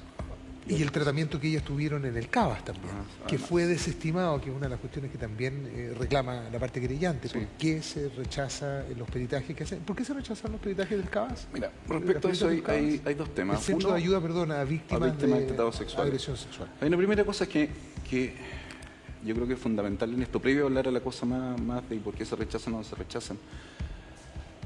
Y que es que esto es lo mismo que si tú vas a una persona y sospechas que tienes cáncer y tú le metes un tratamiento contra el cáncer, le metes una quimioterapia. Y le metes una quimioterapia agresiva, que se le cae el pelo, que le metes cosas, que le inyectas cosas, y resulta que 3 años después sabes que la persona no tenía cáncer. ¿Qué es lo que sucede con esa persona? El daño que tú le haces a esa persona es un daño que es irreparable. Es decir, en este caso lo que tú estás señalando es que ellos partieron del supuesto de que era efectivo y mandaron a mis hijas a una terapia reparatoria que no necesitaban. Y eso fue lo que señalaba la sentencia, lo que acogió a final de cuentas. Lo que la Corte Suprema acogió a final de cuentas es un problema de derecho de defensa. Porque este fue un juicio que, esta investigación partió en agosto del 2010, se cerró en octubre del año 2011, que fue cuando el Ministerio Público cerró la investigación. Y además de eso, cuando esta investigación, cuando a las niñas se les mandó al CABAS, la fiscal de esa época en el caso, que era Marcia Arancibia, y no Patricio Macaya, que es el que recién hacía declaraciones ahí en esa nota, ella dijo que pidió que se le mandara esta terapia reparatoria a las niñas, pero señalando que no era terapias que se iban a usar como un peritaje válido para el juicio, sino que era simplemente, y eso quedó establecido en esa audiencia de garantías que se hizo. Ella cerró la investigación en octubre del año 2011 y la audiencia de preparación del juicio oral se hizo en mayo del año 2012. Y recién en mayo del año 2012 se presentaron estos peritajes. ¿Cuál es el problema de esto? O sea, yo no me puedo defender de algo que no conozco, ni se me puede acusar de algo que no conozco. Eso es el tema, más técnico. Pero el problema de fondo aquí es que tú mandaste a unas niñas a una terapia sin saber si las niñas efectivamente habían sido o no habían sido violadas o abusadas o lo que fuera. En ese mismo sentido, el juicio era la primera vez que ya en el que resultaste absuelto, el primer juicio oral. ¿A tu juicio bastaba las declaraciones que tus niñas prestaron en ese juicio? ¿Era todo lo que tenían que hacer? ¿Para qué exponerlas a atestiguar en el segundo juicio oral y en este último, en el tercero? Lo que pasa, Álvaro, es que las declaraciones de mis 3 hijas, de la Sofía, de la Basita y de la Cata, son declaraciones que en el primer juicio oral no tenían nada que ver con los antecedentes de la carpeta de investigación o con los supuestos antecedentes. En el caso concreto de mi hija mayor, hay una cuestión que el examen sexológico que hizo este doctor Roncone, que es ginecólogo y que si algo sabe de vaginas, dice que las niñas no tienen ningún daño vaginal. Y mi hija en el primer juicio declaró que yo la violaba vaginalmente. Nunca declaró que la violaba analmente. La Pasita, mi segunda hija, dijo que el papá le pegaba en el poto. Y la Catita, la tercera, dijo que yo le colocaba unos clavos. En un testimonio, en un peritaje de servicio médico legal, que fue absolutamente inducido, donde la perito, la niña la lleva 3 veces a unas sesiones. La niña no le dice nada respecto de temas de abuso ni nada de connotación sexual. Y esta perito en la última sesión va y le pregunta a la niña directamente, le dice, mira, aquí un doctor me dijo que te habían hecho una heridita en el potito. Y la niña le contesta que no. Le dice, no, pero es que me dijeron que tú tenías una heridita. Mi hija, que tiene labio leporino, se tocó el labio. La perito le vuelve a preguntar, no, pero es que me dijeron que tienes otra heridita. Y ella se toca un brazo. Después le dice, no, pero es que me dijeron que tenías una heridita en el potito. La niña dice que no. Y la perito le dice, no, pero es que me dijeron que esa heridita te la hizo tu papá. No, le dice la niña. No, le dice, igual me insistirá ella, me dijeron que esa heridita te la hizo tu papá. Y ella le dice, sí, me punió un cable de televisión. Y le dice, pero ¿cómo que te ponió un cable? ¿Qué es lo que es? Y le dice, no fue mi papá, fue el Mateo. Que el Mateo es otro niño. Y ella le dice, no, pero ¿cómo eso? Me dijiste recién que fue tu papá. No, es que fue mi papá, fue el Mateo y fue otro niño más. Ese sí, lo que quiero entender también. Incluso, perdóname, ese mismo peritaje, incluso en el juicio que me condenó a 60 años, se desestimó. O sea, ¿era necesario, era imprescindible que atestiguaran en las 3 oportunidades? A mi hija nunca les pasó nada. Esto nunca debió haber sucedido. Si mi hija fueron a atestiguar en los 3 juicios, no fue una decisión mía. Fue una decisión de su madre. Entonces aquí cuando se habla de la revictimización, no es una decisión que yo haya tomado, no es una decisión que mi defensa haya tomado, ni una decisión que nosotros tuvimos absolutamente nada que ver. Entonces, si tú me preguntas a mí, mi hija jamás debería haber pasado por esto. Porque jamás les pasó nada, ni jamás terminó el servicio médico legal, ni a un juicio, ni primero, ni segundo, ni tercero, a ninguna parte. Jamás les pasó nada. Enrique, tenemos un testimonio de tu abogado, Francisco Cox, que se refiere a tu inocencia en cuanto toma tu caso en el penal. Veámoslo. A ver, yo me reúno con él y cuando hablamos uno tiene una cierta ya casi intuición, diría yo, y creí en su inocencia inmediatamente. Lo otro que es llamativo y no es común es que la expareja, o sea, perdón, la pareja, la polola, la pareja actual, teniendo hijos y una hija, lo respaldara tanto. Parecía extraño que el señor Orellana o Enrique solamente violara o abusara a su hija y su nueva hija, con esta nueva pareja, no tuviera ningún tipo de daño. Entonces, rápidamente y casi inmediatamente le creí la inocencia de Enrique. Hoy día, cuando se leyó la resolución, te abrazaste con tu abogado, lloraron. Lloramos juntos, con él y con Raúl. ¿Pensaste que te iban a creer tu inocencia?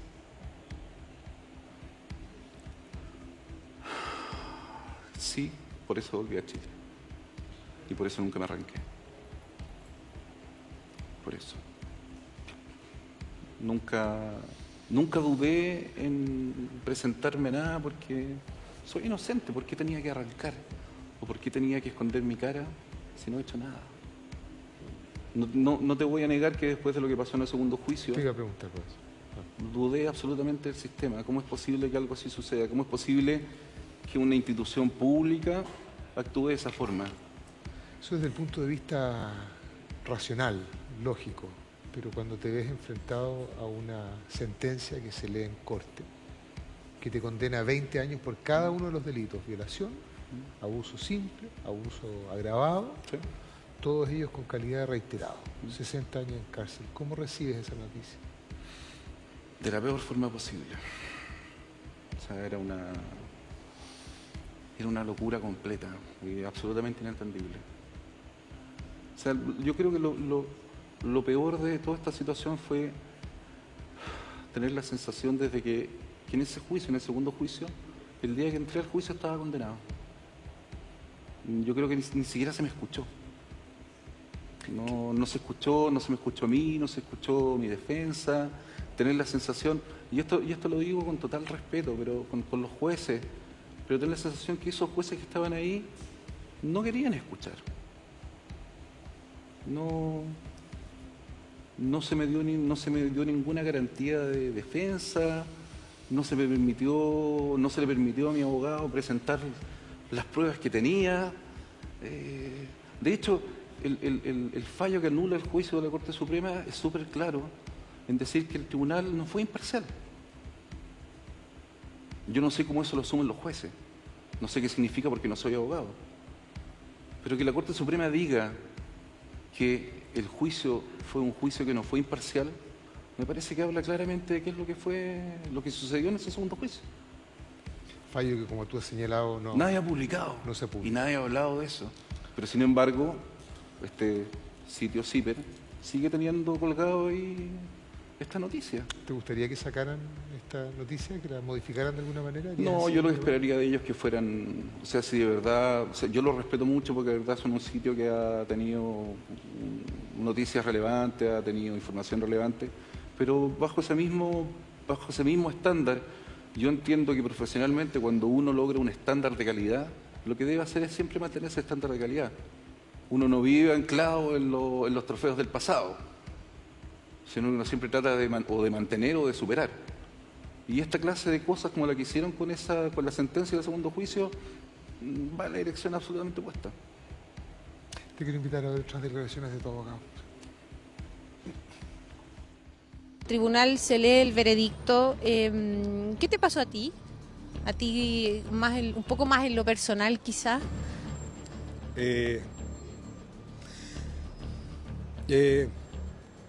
Me emocioné y me sigo emocionando. Porque uno estudia para esto. O sea, uno cuando estudia Derecho y cuando se dedica a penal, sueña con alguna vez en tu carrera absolver a un inocente que haya estado en la cárcel, porque es hacer justicia. Es la razón por la que yo por lo menos entré a estudiar Derecho, desde, no sé, los 18 años. Entonces, sí, me emocioné mucho. Sí. Una emoción compartida, además eso se pudo. ¿Has tenido la oportunidad de llorar en esta pasada? Mucho. ¿Mucho? Mucho. Llorar, tener rabia, mucha impotencia. Porque esto realmente ha sido algo que no... Yo lo he hecho muchas veces, es un infierno que no... Yo no se lo doy a nadie. O sea, estar en la cárcel, condenado a pasar el resto de la vida en la cárcel por algo que no ha hecho, es algo terrible. O sea, estar en cualquier cárcel del tipo que sea es algo que no... va absolutamente contra la naturaleza de una persona. Yo me imagino que alguien cuando comete un delito sabe cuáles son las consecuencias de lo que hace. Y pasar en la cárcel es como parte de lo... Un costo asumido. Es como un digamos. costo que supongo que la gente dirá, bueno, esto me puede pasar y estas son las variables que yo tengo en el momento de tomar una decisión. Pero este no es el caso. Este no es el caso. Y jamás debió haber pasado esto. Permíteme unas palabras para Pancho, para Francisco. O sea, realmente yo, mira, en todo este proceso que he tenido, que uno dice al final todo el daño, todo el sufrimiento, todo el costo que hemos tenido, y que va a seguir por el resto de la vida. Pero también me ha dado cosas tan valiosas.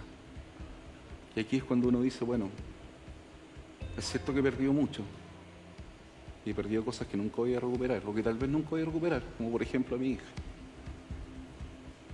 Pero también he ganado tantas cosas, ¿no? Una de esas cosas que he ganado, bueno, el amor de mi mujer, de mi familia, de mis amigos. Pero también la posibilidad de conocer a un hombre como Francisco Cox. O sea, yo tuve la fortuna de toparme con un hombre de las convicciones morales, humanas, profesionales de Francisco. O sea, realmente hay un hombre que yo, lo digo sinceramente, yo le debo la vida a Francisco. Porque él gracias a él, estoy hoy día aquí sentado. Hoy día nos emocionamos mucho los tres, junto con Raúl, porque de verdad esto para nosotros ha sido una travesía tremenda. Entonces, o sea, tenemos un cariño mutuo, no solo porque en el fondo porque yo lo haya contratado en los servicios, lo que sea, sino porque en el fondo es una convicción de la inocencia de una persona. O sea, uno cuando contrata cualquier servicio, uno contrata un servicio, pero no contrata ni un compromiso, ni compra conciencias, ni nada por el estilo. Pero yo realmente, o sea, quiero darle las públicas gracias a Francisco y reconocer lo que ha sido para mí, conocerlo a él y poder compartir con él, porque de verdad que es un hombre que se merece lo mejor del mundo. O sea, realmente un gallo que... O sea, cualquiera que necesite un abogado que lo llame, porque realmente o sea, es un gallo que se merece todo.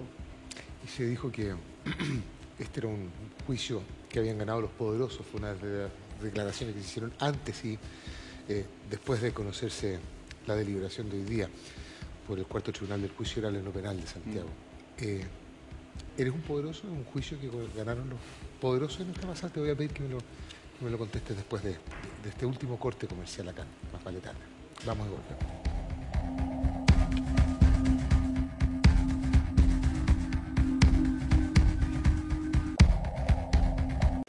Pasan algunos minutos desde las 2 de la mañana, estamos en Más Vale Tarde, estamos 2 de la mañana con 8 minutos, estamos hablando todavía aún con Enrique Orellana, que en el día de hoy fue absuelto por la cuarta sala de juicio oral en lo penal de los tribunales de Santiago.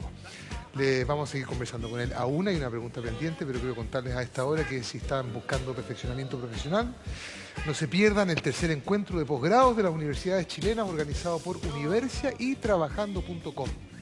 encuentra la mayor cantidad de ofertas de posgrados y de formación continua en un solo lugar. Por lo mismo te están esperando este 27 y 28 de septiembre con entrada liberada en el Hotel Ritz-Carlton Santiago Metro El Golf. Puedes encontrar más información, por cierto, en www.encuentroposgrados.cl www.encuentroposgrados.cl. Le dejábamos planteada la pregunta a Enrique Orellana. La parte querellante señalaba hoy día precisamente que este era un juicio que habían ganado los poderosos. Vamos a revisar la cuña y enseguida vamos con las impresiones de nuestro invitado en el día de hoy. Lo que muchos habíamos pensado en el pasado, que existe un tipo de justicia o una evaluación de la justicia o un equilibrio de la justicia para unos, para los ciudadanos, el 90% de los ciudadanos, y para los poderosos, para aquellos que ocupan todos los medios que tienen a su disposición la justicia. Ese equilibrio se dio desde la Corte Suprema y eso es lo que vamos a tratar de tener a una familia y a víctimas que se van a encontrar con estas trabas cuando los grandes poderes o la justicia se equilibra de otra forma que respecto al ciudadano común. Se entiende obviamente que estas declaraciones fueron vertidas por él después de conocerse el fallo anulatorio de la Corte Suprema, ¿sí? Debe haber sido. No sé. ¿Fue hoy día? Fue hoy día. Fue hoy día. ¿Eres un poderoso? No. No soy un poderoso. No sé qué caricatura está tratando de mostrar el señor Monsalve, pero... Él decía, no sé si parte de las mismas declaraciones, pero señalaba, no es común, no a cualquiera, no a cualquier persona van a verlos sentados en el juicio oral a personas como Luis Hermosilla, José Gregorio, Carlos Massad. No es normal, no hay que olvidar también que hubo una colecta que se hizo en el Banco Central para poder costear los servicios de este bufete de abogados, ¿no es cierto? Mira, varias cosas respecto a eso, Álvaro. Lo primero, yo provengo de una familia humilde. Fue lo que respondió tu abogado. Mi padre era zapatero. Mi padre, que está muerto, era zapatero. Mi madre fue dueña de casa toda su vida. Ni mi padre ni mi madre tienen octavo básico. Mi padre fue un hombre que siempre lo único que nos dijo fue: lo único que yo puedo dejarle a ustedes es la educación. Así que yo les voy a dar la oportunidad de estudiar. Y lo hizo conmigo y lo hizo con mi hermana. Y ambos logramos títulos universitarios, fuimos a la universidad, yo estudié toda mi vida en colegios públicos. Mi padre no tenía dinero para pagar mi educación. Estudié en la universidad con crédito fiscal. El fiscal que pagué después de que salí de la universidad, como lo hace toda la gente. Trabajo desde los 15 años en distintas cosas. Salíamos a vender a los estadios con mi viejo para poder ganar un poco de plata. Salimos a vender cabrita al estadio con mi viejo. Teníamos un carro de cabrita y nos íbamos a parar afuera del estadio a vender cabrita en los partidos. Durante la universidad trabajé todos los años de la universidad para poder financiarme los gastos que uno tiene cuando está en la universidad. Trabajé en la Pollagol, trabajé vendiendo seguros, trabajé haciendo clases, montones de cosas. Y después de eso, una vez que salí de la universidad, ingresé al Banco Central en el año 93. Y ese ha sido mi trabajo desde entonces. Y es un trabajo donde yo partí trabajando en el Banco Central como parte de todos los economistas que entran en el Banco Central, siendo el ayudante del ayudante. Y hice una carrera a lo largo de los años que, gracias a los jefes que tuve, gracias a las oportunidades que me dieron y gracias a mi trabajo, fue creciendo y logré ascender, logré tener cargo de jefatura, hasta que en el año 2009 logré tener un cargo de gerente. En todos estos 20 años que yo he trabajado en el banco, y yo no sé cuántos años has trabajado tú acá o cuántos años en promedio trabaja la gente en este canal, pero uno en los lugares de trabajo se genera círculos de amistad. Lazos. Lazos. Y lazos fuertes, porque en el fondo, si imagínate, yo llevo 20 años en la institución y hay personas con las que hasta el día de hoy sigo trabajando con ellas. Tú me hablas de José Gregorio. José Gregorio, yo trabajé con él efectivamente. Trabajé muy cercanamente con él, lo conocí el año 2001. Y ha sido una persona muy leal conmigo y que ha creído en mi inocencia y me ha ayudado por eso. ¿Hubo personas con las que trabajaba? Lo mismo, con don Carlos yo trabajé durante varios años en el banco, muy cercanamente, y si él vino a apoyarme fue porque creía en mi inocencia. Luis Hermosilla no lo conozco. Nunca he cruzado una palabra con él, así que no podría responderte respecto de Luis Hermosilla. Y respecto al tema del banco, como te digo, yo llevo 20 años trabajando en la institución. Y te puedo decir con total sinceridad, o sea, yo soy amigo, o me saludo, o converso todos los días desde el guardia que está parado en la puerta, la señora que hace el aseo del baño, el señor que te sirve el café, hasta el presidente del banco. Eso explica la colecta que se hizo en el Banco Central. Es que eso es falso. ¿No se hizo ninguna colecta? No se hizo ninguna colecta en el Banco Central. Lo que sucedió aquí fue que hay una serie de gente, amigos míos, amigos de la vida del trabajo, amigos de mi tiempo en la universidad, que en el fondo se juntaron y juntaron este dinero para ayudarme. Pero no es gente que sea solo del Banco Central, efectivamente hay gente que es del Banco Central, y gente que me ayudó y puso recursos, y gente que trabaja en el Banco Central o trabajó en el Banco Central. Y hay mucha otra gente que en alguna parte de mi vida laboral yo las conocí y que ya no trabajan en el Banco Central y que también me apoyaron y me ayudaron. De eso mucha de esa gente me ha acompañado estos días, me acompañó todos estos días en el juicio. Entonces, ¿te perjudicó el mote de gerente del Banco Central? ¿Ejecutivo del Banco Central? Mira, yo creo que si algo a mí me llama la atención de todo esto es que lo que se hace al final con esto es como tener un caso emblemático. El pedófilo S1, que es lo que se dice. Entonces, claro, en esto es como ya los ricos, los poderosos, y se arma toda una caricatura respecto de esto. Desde que la Fiscalía llama a la prensa. Desde que la Fiscalía llama a la prensa, te sacan esposado y una serie de cosas por el estilo. Entonces, hasta esto lo que sería una justificación. Hasta esta justificación de que porque es rico y poderoso tiene una justicia distinta. Yo no soy ni rico ni soy poderoso. No soy tampoco una persona ni contactada, ni conectada, ni nada por el estilo. Y toda la gente que me ha apoyado no lo ha hecho ni por ser ni rico ni poderoso. Pero lo está diciendo Fernando Monsalve, que igual cuyo padre es ministro de la excelentísima Corte de Apelaciones. Él tendrá que responder por las cosas que dice. No, yo en eso, o sea, esa es una afirmación que a mí me parece absolutamente fuera de todo lugar. Me parece grave, pero eso es un tema, o sea, me parece grave que un abogado diga eso respecto del Poder Judicial, porque significa que todo lo que él hace es algo que no... O sea, no veo cómo es abogado, cómo trabaja en eso si él cree que se puede comprar un fallo. Es también un descrédito muy grande, porque aquí hay 2 tribunales que me absolvieron. O sea, él está diciendo que yo compré 2 tribunales y además compré la Corte Suprema. O sea, tendría que ser, no sé, rico más pato para poder haber hecho eso. Y los tribunales debieran ser... Y los tribunales tampoco debiesen poder... Corruptos en este caso. Corrupto. O sea, yo no creo que la justicia sea corrupta, para nada. Menos los tribunales. ¿Vas a volver a trabajar pronto? Es lo que señalaba Francisco, tu abogado. Mira, en este momento estoy recién digiriendo todo lo que pasó. Yo creo que recién mañana vamos a sentarnos con mi mujer a pensar. Nosotros hemos vivido los últimos 3 años pensando solamente en qué va a pasar hoy. No, ni siquiera nos hemos podido plantear qué va a pasar mañana. Lo que hoy día un amigo me decía, o sea, yo le decía, mira, esta cuestión es tan brutal como que, yo decía, mira, ¿sabes que me gustaría ir a un partido de fútbol?